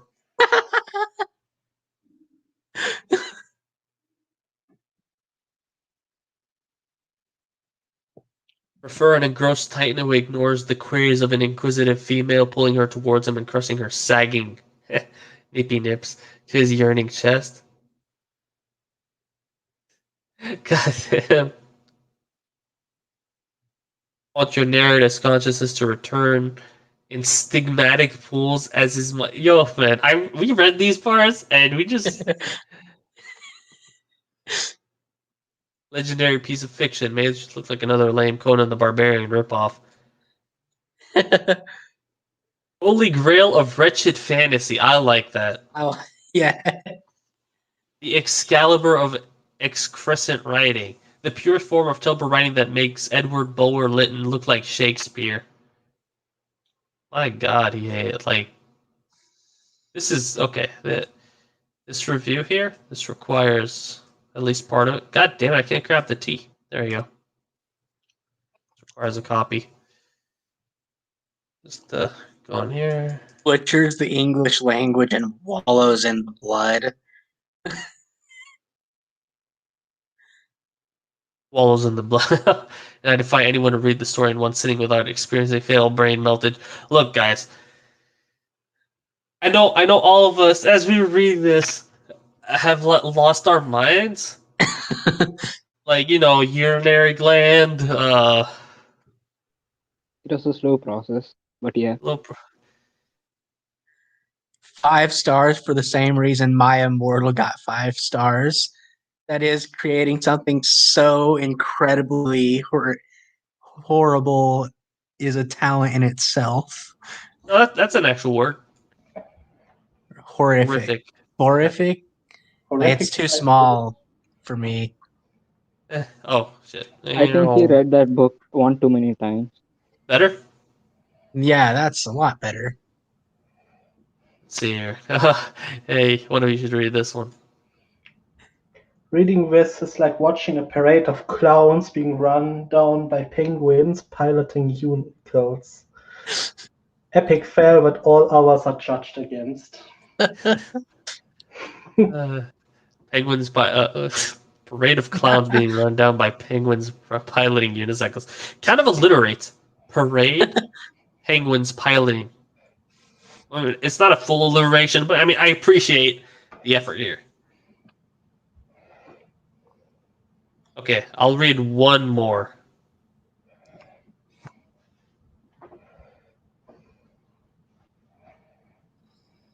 I'm not sure which one. Okay, alright. Here. We'll read this one here and end it for the day. Christy. No, I'm not really finished. For obvious reasons. I read some and couldn't stop coughing since I tried to swallow an entire Coke down my windpipe. I was laughing so hard. That was on page 2. I gave up. Didn't even get past, like, page 2. God damn, Eye of Argon. That makes me feel like I achieved something here. So, Zero, what did you think? Do you think this is a worthy addition to this? Oh, this is exquisite torture. This is... It's perfect for this. You know, like how you, how I sometimes consider tying someone to a chair and then making them watch Teletubbies as a form of torture? It's like that, but doing it to a writer. Like, you tie them up to the chair, and you start reading this slowly to them. Like, her orchid tousled face smothered betwixt her bulging bosom. Like, just consider that statement for a moment. Orchid tousled face smothered betwixt her bulging bosom. Like, it's not... It's terrible. I feel like the guy who wrote this just like randomly picked his words and threw them in there. It was like, yeah, that slut means you know, I don't know, trash heap or like flotsam or any useful insult that's been used by nobles in the past. He just looked up a synonym to sound smarter than he actually is. Like, you know those people that do that. Like, Yeah. they try to expand their vocabulary, but ends up failing miserably. That's what this was. I needed some water there. At any rate, that's all we have for today here, gentlemen. Next, That's unfortunate. should we do this next week? Fortunate is up to you. Sure, let's finish this. I mean, Yeah, I mean it's not that long. We can finish this next week, yeah. even if it takes like 3 hours. That's fine, because we already went through halfway. Because if we get going now, it'll take another 2 to 3 hours. Yeah. So yeah, we'll continue at chapter 6. I don't know if you noticed, but this is a very simple HTML file. Anyway, All right. they're gonna be using rope, so that's gonna be exciting. Just gonna say that. I'm gonna say my closing thingy and end the stream with my usual method. Yeah. Don't forget to remind everyone to subscribe, hit the notification bell, and what else? Oh yeah, I always Like the video. guys, if you actually like the video, seriously, think about liking it. I don't do that thing where I'm at the start of the video and people are already saying you should like the video. Like, all right, calm down. If you actually like it, I mean, I'd love to get 5 trillion likes, but I'm good. I'm good. I don't know. I'm thinking 3 hours of this next week, and you know of any decent fanfics out there other than Rising Sun? I mean, not what am I saying? Decent. Any Cringe. decent cringe fests other Yeah. than Rising Sun? Like I've briefly thought about Harry Crow, but I'm not too sure about that. Still not. Why Let's try not? for some one shots instead of the long Pretty awful. Rising Sun. And it hits all your categories. I know, but like it's not funny. Yeah, it is absolutely funny. It depends on the person, doesn't it? Anyway, I think Exodus brings up a decent one. Like just look up one shots or something. I could do that. All right. Like actual bad ones or even parodies of bad tropes. I'm thinking both. Both would be good.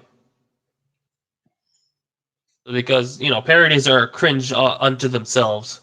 I mean, then you would absolutely have to read the shortest Dark Harry story ever. That's the title. The shortest Dark Harry story ever? I mean, I'd read that. Sure. Like, how long is it? A sentence? Not a Couple sentence, words. Dark Harry, the end. I think less than 1,000 words, but I'm not sure. Oh, that's fair. That's fair. I don't know if that's the shortest one, but I'd read that. Yeah, you just link it in, dumpster fires, or I'll probably look it up if it's easy to find. And other than that, I shall be closing out the server now. I mean, not server, the StreamYard session. I will see you all next week, I hope. Goodbye. Next week. Bye. Bye. I guess I should thank you. But that'd be out of character. Maybe you should just throw an insult my way instead. Yeah, that sounds better. Still, I owe you. Bye-bye.